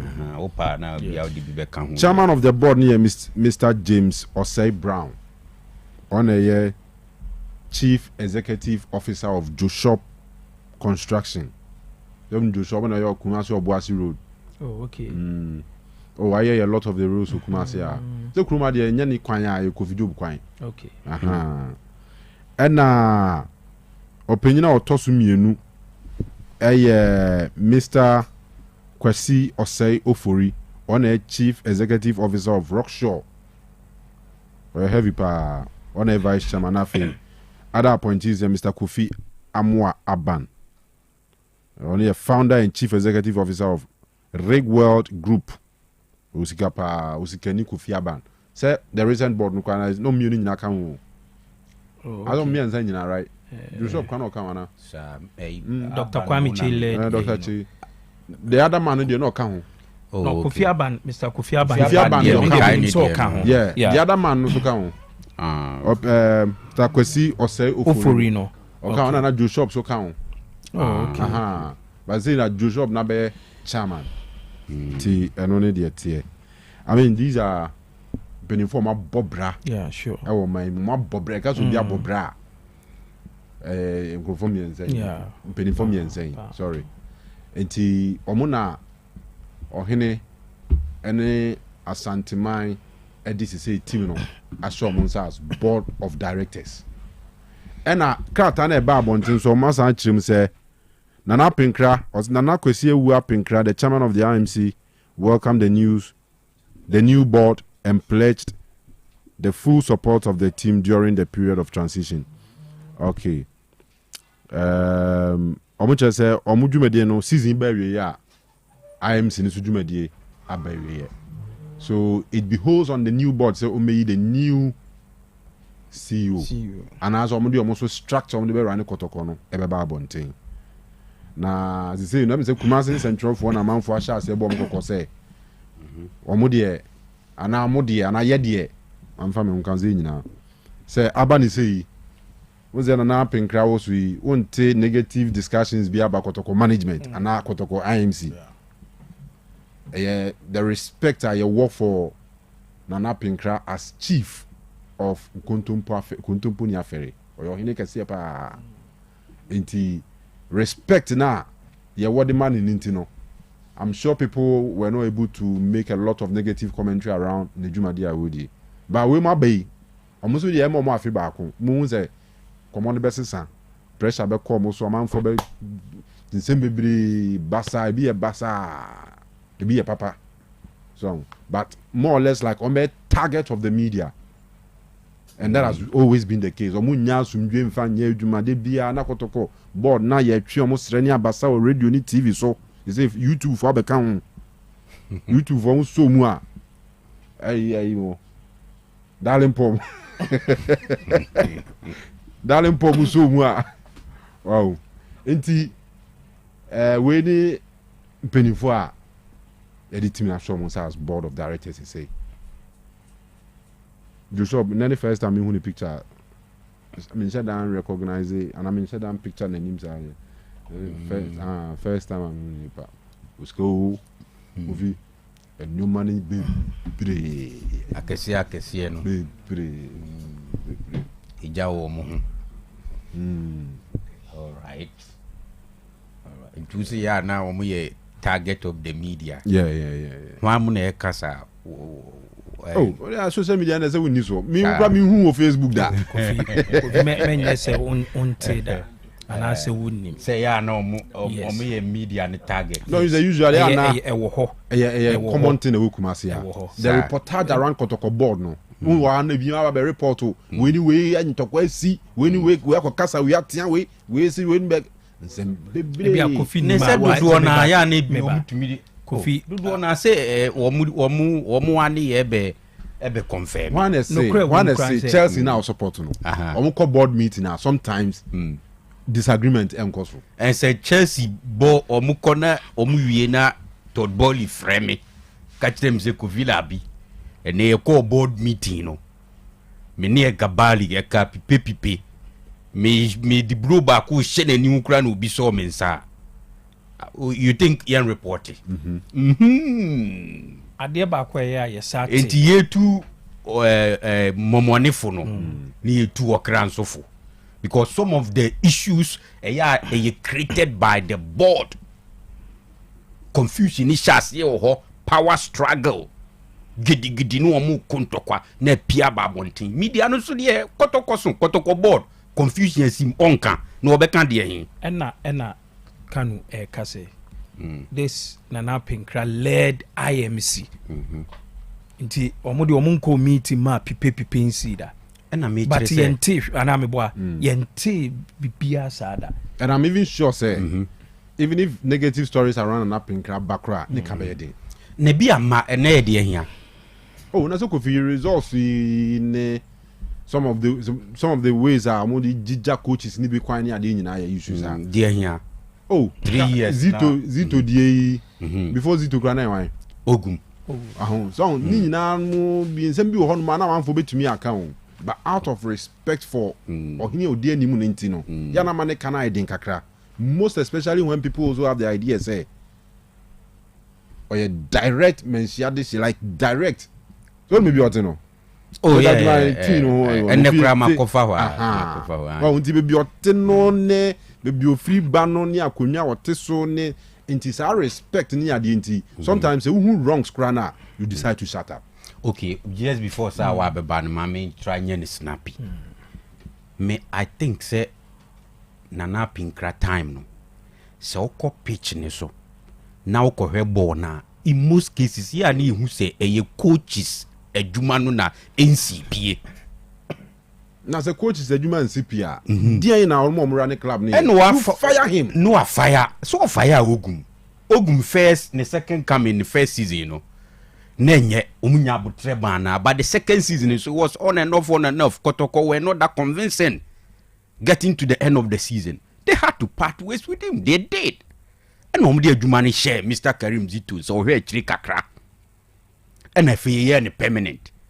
Yeah, permanent. Let's see a corner kohebo na. You who said there be. No, this is the whole idea of Karim Zito, but yeah, technical director. Eventually, he there was some fire Ogum no, but take his position on it. Yeah, results Ninkoye sacking him became a problem now until Zito now resign. Of which I woke Kofi Kra would you say? I am guess what boom di basi e kan wa. To be nka. There be media as en sukra betina mam catch say supposedly media minim say wom fire Zito. We said it, meboa. Results no name kuya. Even signings be on. We are. Kofi, you see, the Americans said, yeah, now usually general conversation around Kotoko board. The media ni mu okumasiano. Ya na biwa nsem bi on my na aiso. Antibody ena nyame adu wempo de say aye miensa for now. Minim se bi beba beka wa ba 3 de. Omo nsu make sure say. And I'm glad say wo bobodin wo say the previous board no omo ka ho. Ena new one abe omenye opportunity to be here. Enti ye course na anu na enye no they were there, they saw it. We expect say no be guide omo no ma ye united na adwuma na ohene de ahye omunsa no ombehwa ye adwuma na ma adwuma na koyie na se kanu ye da sore na enipa miensa no ya tise yesi baako se baako kra ebia wo ye hwan ne ade no omu kuna afi the confusion some of them maybe o ebe ye clear kanu ebe ye clear so om koni sa ade a ene wo be map the media the opportunity to discuss but what I say aha but you say in the case of Nana Pinkran you say so what say IMC kra in itself na ko yet say on e be a crisis be aba BBSC into the normal structure no any ho into ho say ye pe on interim management team bi no mo hwe chire on na transition from the old management or structure to the new one no ebe ye pepepe into hom kra de aso mo hwe chire bi. That is why in most cases team run na kofa sika bre wo mo say munyimfa nye de mu ye bia me boana ti wo mo de na dwuma no kra kwese ye hwe chire ba wo ye the more substantive nese wo appoint wo management team na wo run nese ye hu enuma bi ye dia kanu the media will discuss. The ones that these are three successful businessmen, three successful individuals. Mention obviously the team national ones are expecting success. Sure. Muhuni say, yeah. Diana Omode back on board, and what expectation from the board members are Omanya appointment and Kotoko. In brief now. And wrap it up. Okay, Kanuka ideally going by board and then board by appointee or more management to run a football club no. And no the best fancy structures for any football club and I say most football clubs. So that the board ebe oversee the running of the club and I say management in ebe wo mo ase na management in running the day to day administration of the club na board no ebe was through so that management ebe report to ediamom. Ideally that is the best way. And nipa miensa na se mpefo miensa ya bom din kanu in terms of sikasem de enye problem emfa momo. I mean, say bia omo make sure say omo be provide this car na ya run a club and these are men me sure say apart from so most cano omo sa per football and omo ye ready to invest in Asante Kotoko. Say be a Kotoko team no standard no ebe peja akosoro. But me problem with Asante Kotoko.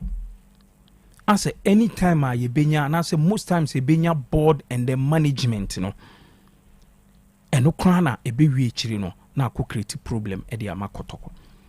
It seems Kotoko we the best for them say bia me share appointed executive chairman. Just like the last one Dr. Kwame Chi Diena ne mandate no ye nyina gitum say he was very successful as the executive chairman. And no na ye kan ho asem and even ohwa Herbert Mensah we no so AI similar okay se bia menhia ebeyi nipa ba ko a o de club running no ebe hye ne nsa no so yi ni management eya emanioma smooth kakra the ama make us a board management system no ke akwem se in favor Asante Kotoko the last one na ye witnessing meche Dr. Kwame Chi led board no. Unso omo na omodoso. No me about 12 members. I think later ba ko be kan ho e ma ne be ye 13. Eno ye Dr. Kofi Larbi. I know money kan on do shop and the be kan later no. Okay. And we list no me ba. The kind of experience okay. The experience are you hu in that Dr. Kwame Chi led board ne Nana Mponsa administration kanu me sure say any experience kotoko supporters ebe pese omo behu biom at least omo time no mensha appointed board ne say omo embema kotoko team no enye a viable economic entity no omo nsama team no enye a modern corporate powerhouse and only me kind the letter never out no mandate the moment all of a sudden almost started and nani omo ekoye in that 3 years from the year 2020 me kind of appointment about around July 3rd July about around 2020 and omo ended 3rd July omo first season omo antimi anji league okay the second season and omo G League and then the third season no kanu omo anji league to the extent that I mean some of the board members openly ekasetia the board chairman to the extent that as a board be any management ebe ye free na omukutia the board especially the board chairman de bia obe sorry no kotoko team and sem ewum yehu the kind of disgrace kanu at a point na management members ni bi and some of the board members edema the board chairman at least in ebe kan yankasa ye colleague Mrs. Evelyn right in some of kind edify the board chairman me kra na maintain that was it Ziba on and I word ben use here me na maintain that intimate sa word na me say o Bible mu na me kohwe na me hu apart from that che say ye nyina eti anytime on be ko board no the tension e wo ho and apart from sa internal fighting ne tension na emu asante kotoko team no ade ba konso a mehu ni say eba player recruitment as a year honso no tension e wo ho ye hu ye to the extent that even some of the players are nana amponsa management no ekotoe no anaso omo recruit omo no later ekofan sem bebre e de break kotoko team no ebasa na was a board no and it take control typical example here this boy left back Imuru right ne de no ye tin sema e bai nti ka ideally no the board management system na say structure no and na was say the best but for Kotoko the problem say it create too much and san your mano and a hard team no intermediate ka de message say and pay for me and say for now ya point to me e bia ba ko no so no kanu ade ba ko amwa the number no because 13 or 14 members there na edoso e basa power play ebebam ni oma bebre ebebam we ni we ye fine we ni we nye fine ye free meeting kra we mu ma we mu beba ensem bebre entino the last experience akotoko enya ya with regards to Dr. Kwame Che led board ne na amponsa management no enye the best amwa club no ewie chire kanu eden ekabubru enye say eno na the famous video no ba ya opimso ready ye o ka say me team Kotoko enkwa na omugu menimasi ana meboa menim se maku tuni ya eyesa famous eyina ena opimso kan sa asem no nti e chiro bebi asante Kotoko team no ekudruye so this time me sure say bibia ebeye smooth the CEO this current board ebe appointing no on the board any relationship ebeye very close and understanding e wo say e wo ho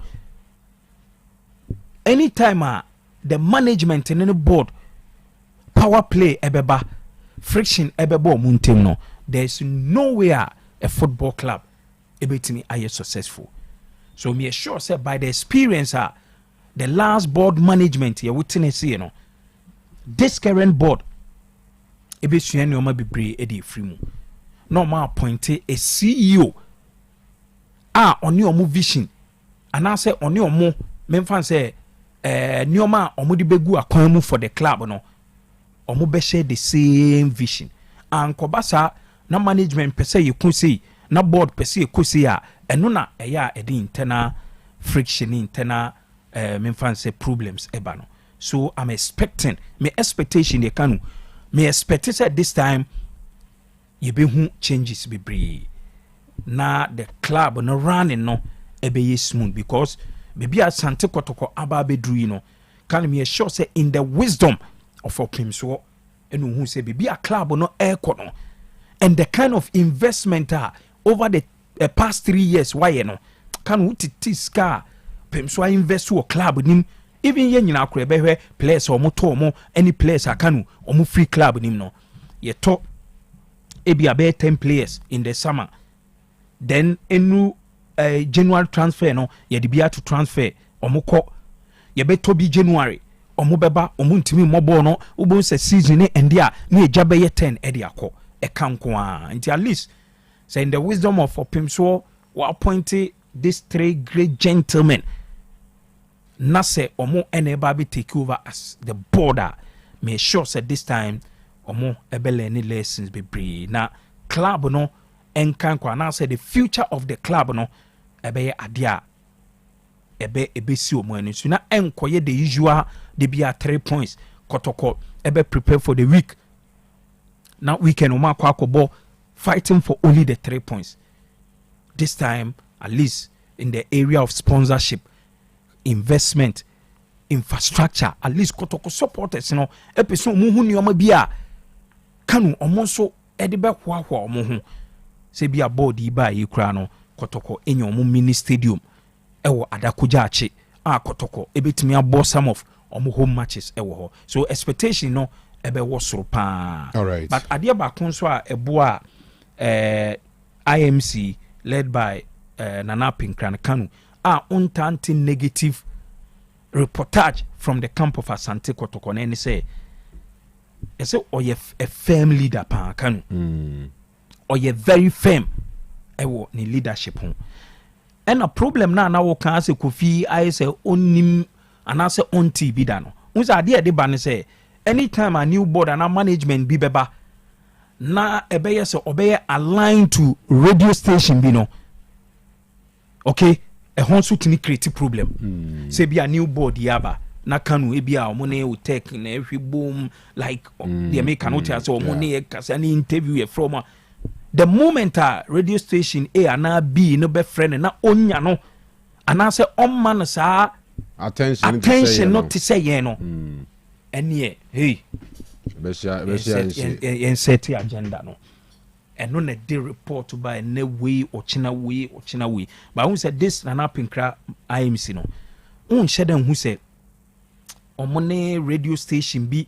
airline and neglect bi mo oh yen e bi face bi even say kotoko former player obeye CEO Pokunti ade ba ko e ma ne so fine no and crowd at that time crowd say na Kumasi yes so are there only one radio station 1 or 2 radio stations and you fine into any ohona eko kasa ni omo ye interview into ye na on my attention no and hey yembo nija kan ewo ho pa say me central me say football man into no me bo ha na ma bo ha kakra ewo ho say na ye friend na on my attention and say bia ye ne ye interview na on funny and kasadia and ye mbuni sa nyoma ni nyina ka but sa nyoma ni take good communication team no emma radio stations ni bi enye se omo ebe gangetia the board na say new management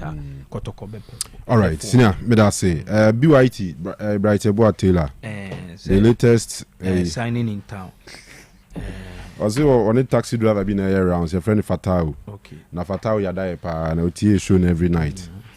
Team yencha Fatao. Yes. Fatao ya heavy pa I don't say. Birthdays be waha. Minim say be a year. Okay. All right. So happy birthday to Yenya by friend Rita Entry, our London. Ne Rita Oda. Ti Yabompa Tanechi. Especially na mebe na kuma swadi nyina ma no. Ya Yenya Rocky Bewa, awon so Columbus, Ohio, USA. And what you say Yenya birthday wishy Emma Auntie Rita. The Rita be out here and Kabia Yankupon Sharpie. I will show all the best. Ewa brabo yimu. Yadi see. Kebenya and Kebema man for a cambio. I'm not call. I've found 34 cross 32 account. Yeah, SMP. Hey, now I did be a cost for China pa. Is it a CUB? And I finished Barry. You are lining up workers in na. And I scabby sika around $80 million. That's a son of China Sikamuni as Sasikane lie. Yes, workers no. Do a bit me a Kofi Biano. Fako free. Rumadi and Kebabo to them as he can in attitude. Sanu money be on my na Sanu Manket and Kitaniana. Yeah, no, where would BT and more about Tronimum or more. Yes, here a child, and I did go be Uncle Ibino. O Minyabo to be Abbey 1-1. We make it as an enemy as Benebi. By a honey and Tiasi, a becon to qua, a bebon watcher, dear, make I maybe. It was an under 17 match be of Kumasi. Hey, I'll check. Na Ghana need Tunisia and the boy. Na AFCON qualifiers ni bi. We na Tunisia player be yes or the boot chair supporters ni bi. Bra, obi the left Kofi no be the right Kofi. Sa Ghana and South Africa will Kumasi a Same Kufo. They show mo training no. 2003, yeah. It's na year for the 2006 World Cup. Na qualifiers ni bi. Ya poor match ni Same Kufo call Amekum stand mu de ne jesi eko otoe etete obia no de jesi ni Kofi nza brofu ya tu jesi a wa be so no wo de a obia no obia mpre Same Kufo jesi ni zada ne etete obia mfa Kofi because obia no wa wo te ase se we mfa nko ye suban no enye mumi enyai ye nko a na o de opa nipa 30 ma omo apple 30 so mo nche senga obia benya 1 meboa 30 divided by 30 1 Ubi abenya 1. Ba o ye be che 30 na wi no, obi nya bi. Ye kurom ha no. Piska ne gu ono. Eso obi anyi bi. Ya hihye sika be $80 million cash. Workers no obi anyi bi. Fa we fa bi. Ana obi ade ne de Kofi no. Ye kurom ha. Obu akura. Ka de be sisa da no nya papa. Obi kombe tie free so. Ye obi ba kokko prisika no obe pie na ne nan ba ko enso so. What do you say? Oh, anyway, the other Nessie, hey, Yami Yadumo, Saba. Oh, Pinache, or USA, Pinache. Yami shop here, channel. Kofi Larbi says, Candine, Dimonza, out your monka, while last year, Diamond Sembai, and Sikapani Eugene, who produces show the camera. Mo amohwe mo amutie mo amusend messages by mo nyina yeda mo ase ye frame kan ye de besi a Nyankopon adom akwasi ada no pa ye be san aba ye koyi de councilor Jakon why ready o take you over na ode nkomo aka ni nyina ato amoso nti enye afide ni mfia se Jakon aba de ze kwasi ada no pa o ya de pa obon mo nyambe shira nyambe shira. All right, enye yakramo enye liame abwanoji kogbo